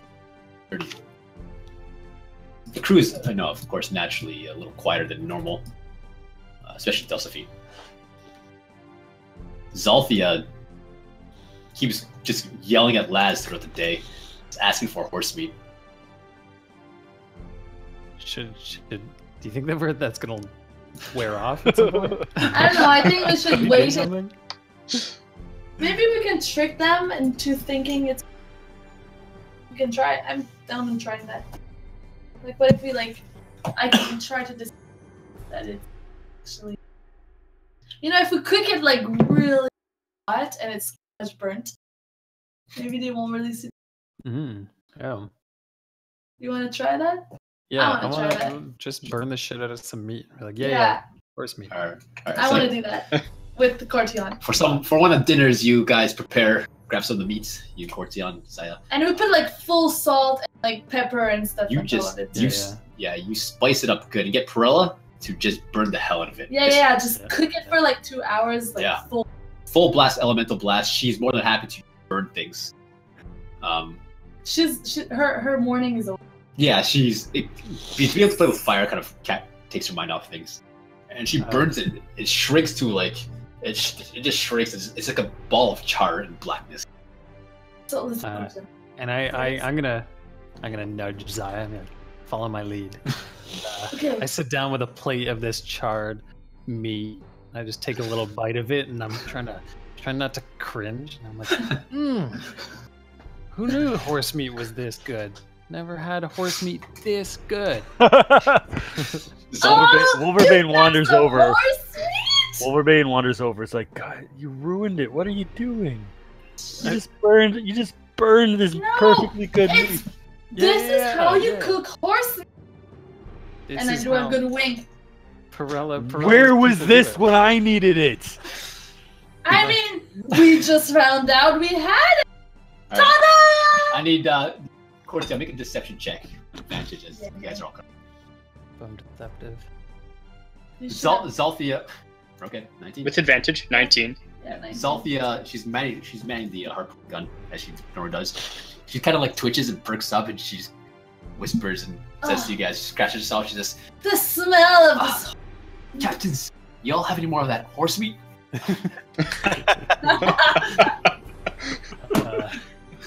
Like she's got. Courtion, you know our values are about sharing, right? Absolutely. Yes. There's nothing that we value more than sharing. They're still wearing their colorful Tiamat masks for today, but you see her like she's frothing at the mouth a little bit. She's like, "You got horse meat? Last says it. We didn't have no horse meat." Well, little did we know, we had brought some with us. That bastard was holding out on me. Oh. But it just clicked, and now, ta-da! Here it is. Can I have some? I mean, of course you can, but just remember, you owe us one. She kind of gives that weird look like she says, we already owe you. You own us. You can ask me whatever. You are the captains of the ship." Yes, that's right. She kind of like takes her hand out, like grabs some of this charred meat. It breaks off like a stick. Half of it crumbles down to the ground and just scatters like soot in the cracks. She and like Perla's got this crazy look, like yeah. Althea, she just puts it in her mouth and starts chewing. Just you hear it crunching. It sounds like she's biting into bone. Good, right? I say, don't eat it all. Immediately, just like she runs off to the side of the ship and she just hurls whatever food she had in her stomach. She goes flying off the ship. No! Someone kicks up in the catches into the wind and flutters back and splatters a little bit onto Lucius's cloak as he's standing off to the side there. This is dark. Prestidigitation. Please, Sophie's just like, I mean no respect, captains. That was not horse meat. I mean no I would respect. appreciate it. I would No appreciate it. way! When a place such practical jokes on me like this. Perella, what did you cook us? How Just did like- you know? I just cooked you whatever you guys can. Why don't you think it's horse meat? What makes you believe that? Simply does not taste like horse meat. Now, if you don't mind, I have a. Wait, how does she? Can she tell the difference? How is that possible? This is the cinders that you put in their mouth. It literally just tastes like rock. The dust. Don't get it. All right. Alright, Well, as so- long as she's chill, like she ain't killing anybody. All right, so you guys make your way to continue the journey. Anything you guys want to do else on the ship as you make your way crossing over the Evermoverse? Yeah. Let's take a look at those 2 pieces of mask. Yeah. Let's So put them together. do I feel any arcane magic when the 2 Sure. So pieces you are together? you guys take 2 pieces of masks, and you see that they broke cleanly. You know, I mean, we're porcelain. They have a clean cut. and you can place them together, and they fit nicely together. Spend some time with the items. There doesn't seem to be any presence of arcane magic on them. No? Negative. Wait a second. What if this wasn't even an artifact and we left it all the way back at... I know, I was thinking that too. I was thinking it was the first thing we saw, and we assumed it was an artifact. No, but I mean, we there was saw nothing... the cloud giants wearing similar masks to these, though. It is sized for a giant. Well, there was a giant right there. There was a rock giant. It was kept within the altar. And if it was on top of the white stone, I would have... I did anything.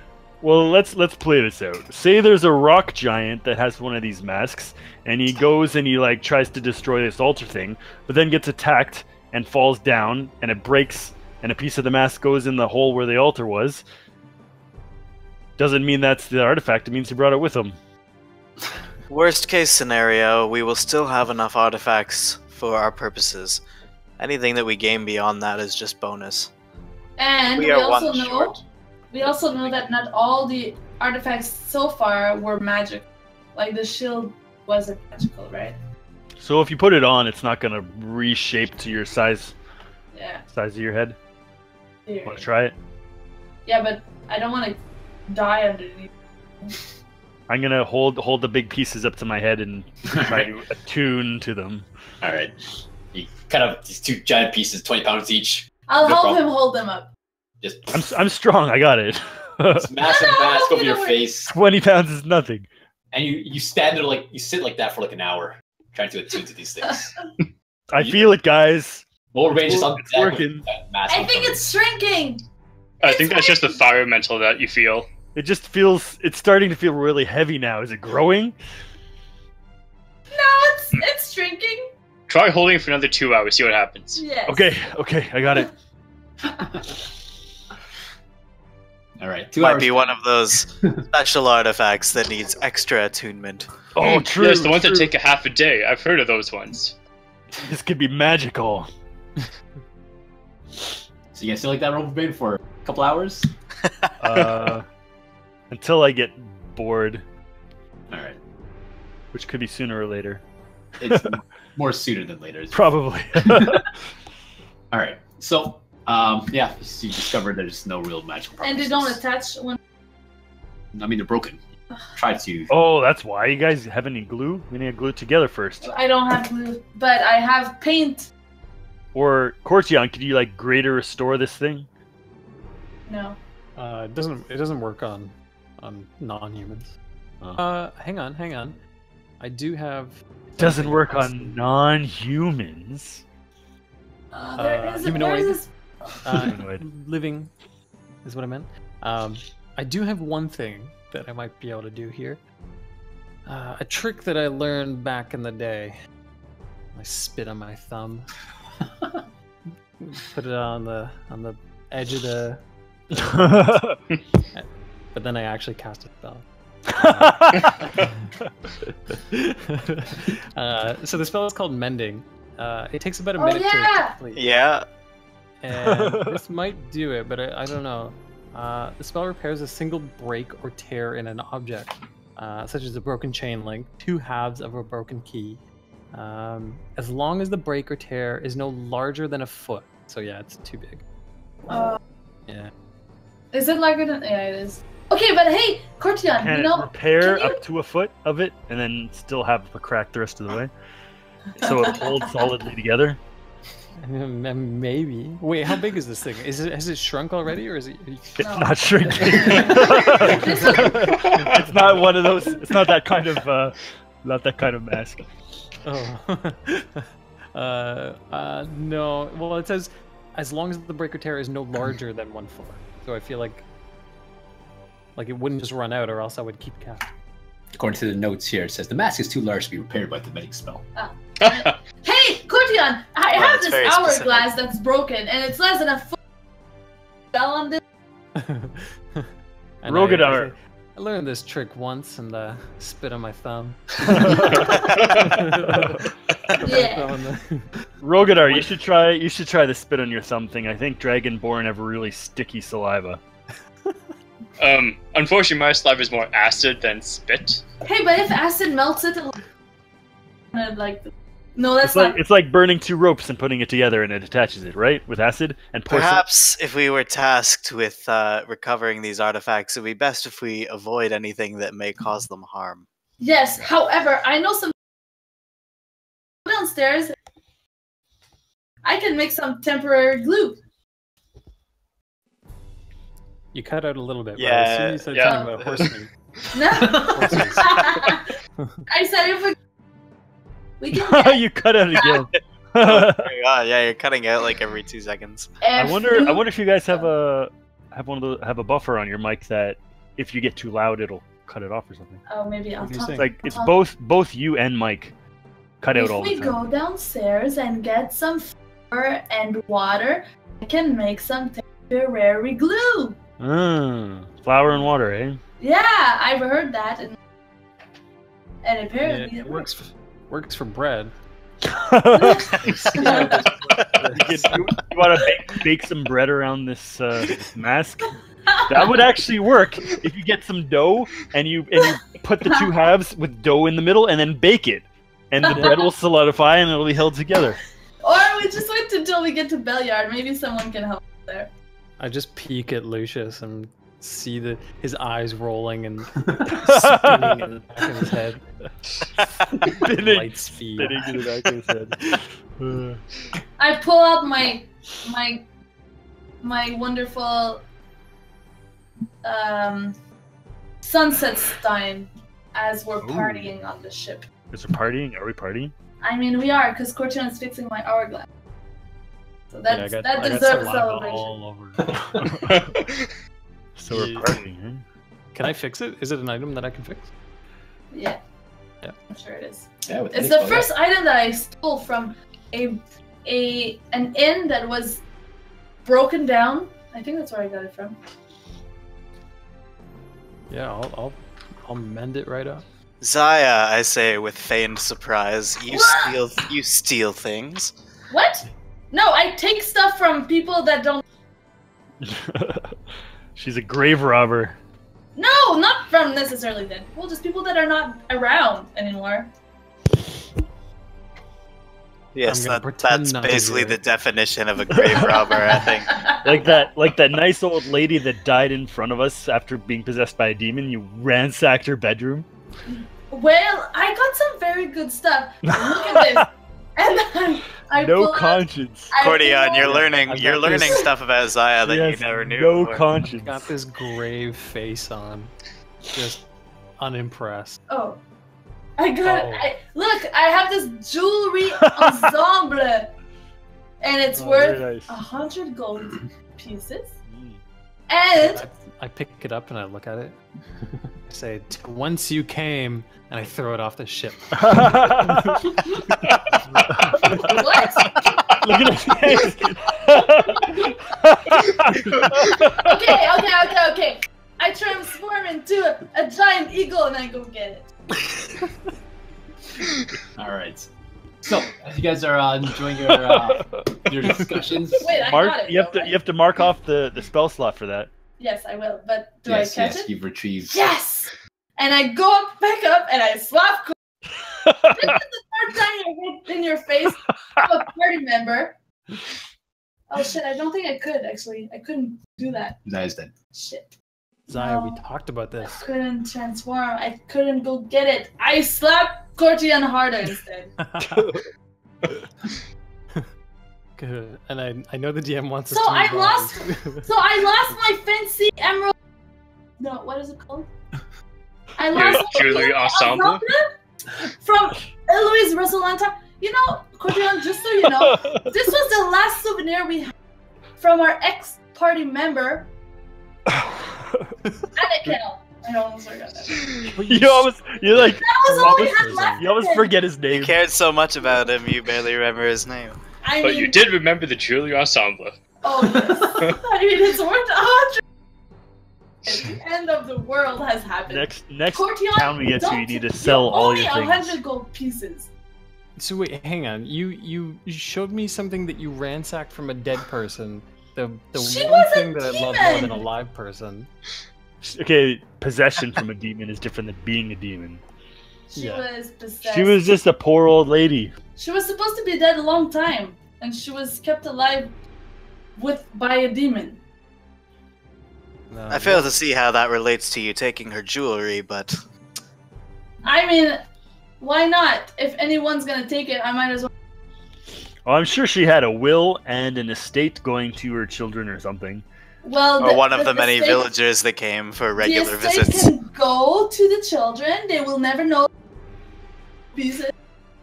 Oh, turns out that those are like precious family heirlooms, like I will never her grandmother's wedding ring and like stuff like that. I'm never telling you again what I steal from. She's got a lot of stuff in her bag, Cortion. I'm never telling you either. It's for the best. Know your audience. Well, we had a nice talk back in Wolverbane's village, and you said that it was fine, and you were not judging me for what I do. And what is this? Judgment all over? I told you if you respect the dead, and continue, and I didn't say ransack everything. And I didn't take it from the body of the woman. It was in a room, like just laying there in front of my eyes. I didn't try to find it. It just popped in front of me. I go upstairs and I look for things. I didn't try to find it. You never knew where I found it. I've been in the living room, Wolverbane. You don't know that. I'm sorry, DM. It did sound like you explained it the way that you ransacked it. That you were very respectful about it. It was not ransacked. Okay, just so you know, this is important. I don't ransack. She put everything back neatly. I don't even know what to ransack. Yeah, you gotta know your audience. That's all I can say. Don't tell me what your spoils you ransack. He's a holy man of the cloth. We all have to behave ourselves. But I fixed your thing. Was it stolen? Thanks. Don't give it back yet. And this was worth only 15 gold pieces, apparently. When Kotian asked Zaya that question, Rogodar just starts nodding. Like, yeah, it was definitely stolen. Zaya, make an perception check. Kotian, make an insight check. Oh, God. She doesn't have a single thing that's not stolen. Yes, I have stuff that people give me as well. Do I actually? You don't even know. So Zaya is pretty convincing, but Rogodar in the background nodding. Like everyone's kind of against Zaya. You're on the fence, but Zaya's pretty good case somehow. I'm gonna say, I don't mind if it's stolen, but was it from a dead person? I never Rogodar just keeps from dead people. He goes back and forth. Well, they don't start out dead. We just make them that way, and then she steals their things. Oh, you see, we thought they were dead, but turns out the goblins had just taken them, and we rescued them, so they were alive. I rotate ever so slightly towards the deck. And then, no, I'm just messing with you. I'm gonna return this because I believe in good faith that you didn't steal this from a person that you murdered. Well, let's make one thing clear. We don't murder people. They die if they attack us, then we kill them. But that's not murder. I don't judge you talking to dead people. Don't judge what I do with my Lucius kind of quietly says, "Speak for yourself, Wolverbane." Okay, well, we all know Lucius murders people. But nobody else here murders people.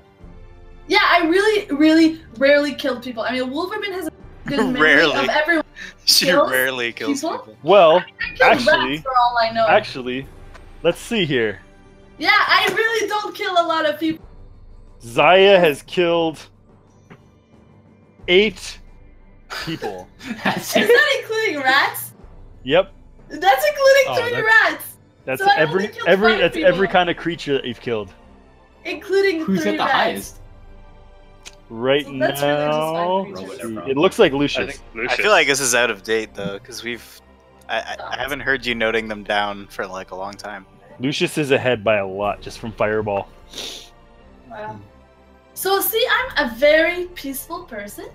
And I don't kill I just much. murdered 8 things in my lifetime. And it was probably just an accident. Like I want your cat. That's so cute. Morphe. Well, but I want to say this is the final note. Cortion, don't ever throw my shit. Don't. She's not saying this as Zaya. She's saying it as herself. I mean, Zaya's gonna really hate you. So. And shit that's is fair. very important. That's fair. Just we had a good discussion. It's like these guys were not there when I told you about how my shit has to follow me after I die, but make sure that I come back because I want. I didn't hear a single thing You of that. kind of cut out, but yeah, it's fair. It's fair. The only thing is they explained it. It wasn't in good faith, and I took that as being in character. Okay, well maybe that one, but trust me, the rest of the. And don't worry, I won't throw out the rest of your stuff. But hey, maybe at some point it's gonna be for you, and you'll be actually. I wish you weren't cutting out. I really want. Yeah, me too. It sounds important what you say. I said, I'll try to talk slower maybe, but I said that shit, I forget.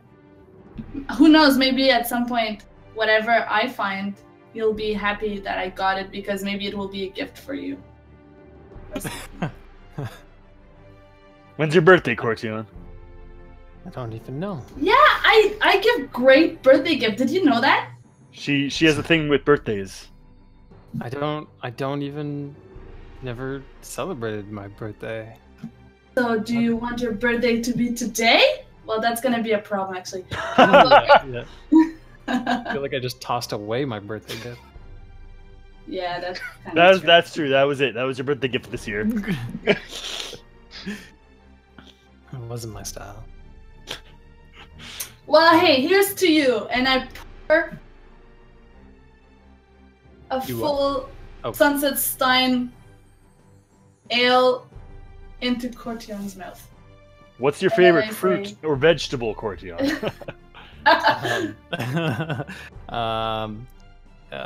Something I don't know, dried. Something like a dried plum of some sort. That is a prune. Your favorite fruit is a prune.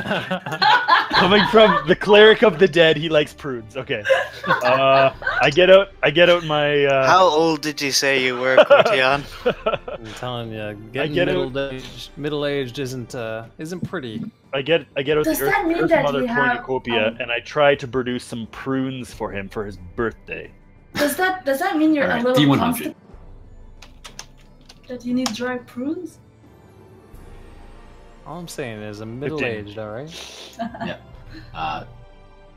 It's out falls the most luscious prunes you've ever seen, but they're rotten.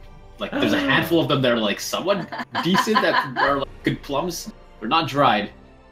They're plums or they're prunes? Oh, prunes. They're prunes. They're lush prunes. They're opposite. Lush. They're okay. Well, and I kind of produced them to Cortion. You can have your pick. I don't know how to tell if they're ripe or not. Happy birthday. Are we saying today's my birthday? Is that what we're doing? I mean, we're saying that.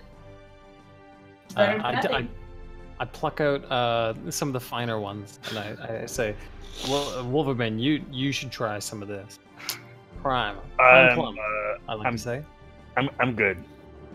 I'm okay. More from me. I've had plenty of fiber today. At which point Zalthia just says, "Does that cornucopia have any more that horse meat?" It's a veggie fruit cornucopia. And she just scowls and turns back to her gun.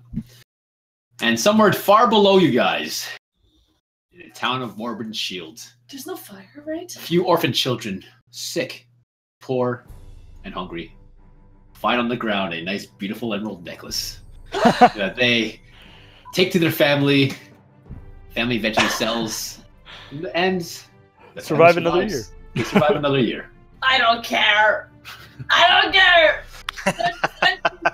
And one of them, because they actually survived, grows up to be a horrible, evil ruler. Yeah. You guys make your way to Flint Rock. You guys are approaching it at this time. After a few days of travel. It's more dusk at this point. You guys are approaching it during nighttime. And just in the distance, at the location of Flint Rock in the mountain, in the hilltops, you see multiple raging bonfires situated at the Burial Mounts. Wolverbane, are you from here as well? And that's where we're gonna stop for the night. What's that even mean? There's fire. Because there was fire. Oh, well, that's kind of early for that kind of joke. Too soon. It feels like longer than it. Actually, guys, don't even worry about it.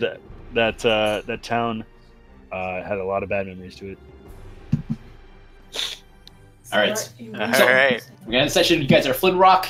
There are bonfires at Flint Rock in the distance as you approach. We had a long rest. I guess it took a day or so. Yeah, Oh, a couple great. days. Rest. I need Yeah, all right. rest. Cool. Awesome. Well, thanks for watching. Those of you who dropped in on Twitch and any of you who stumble across us on YouTube in the future. Working on getting the episodes caught up. We're just a few episodes away from current. So definitely subscribe to us there. Follow us here on Twitch. It's been a while since we've had any new followers, so we'd love to see that number go up. And we'll see you next week for another episode. Goodbye. Bye-bye. Thanks for being Bye. there. Bye.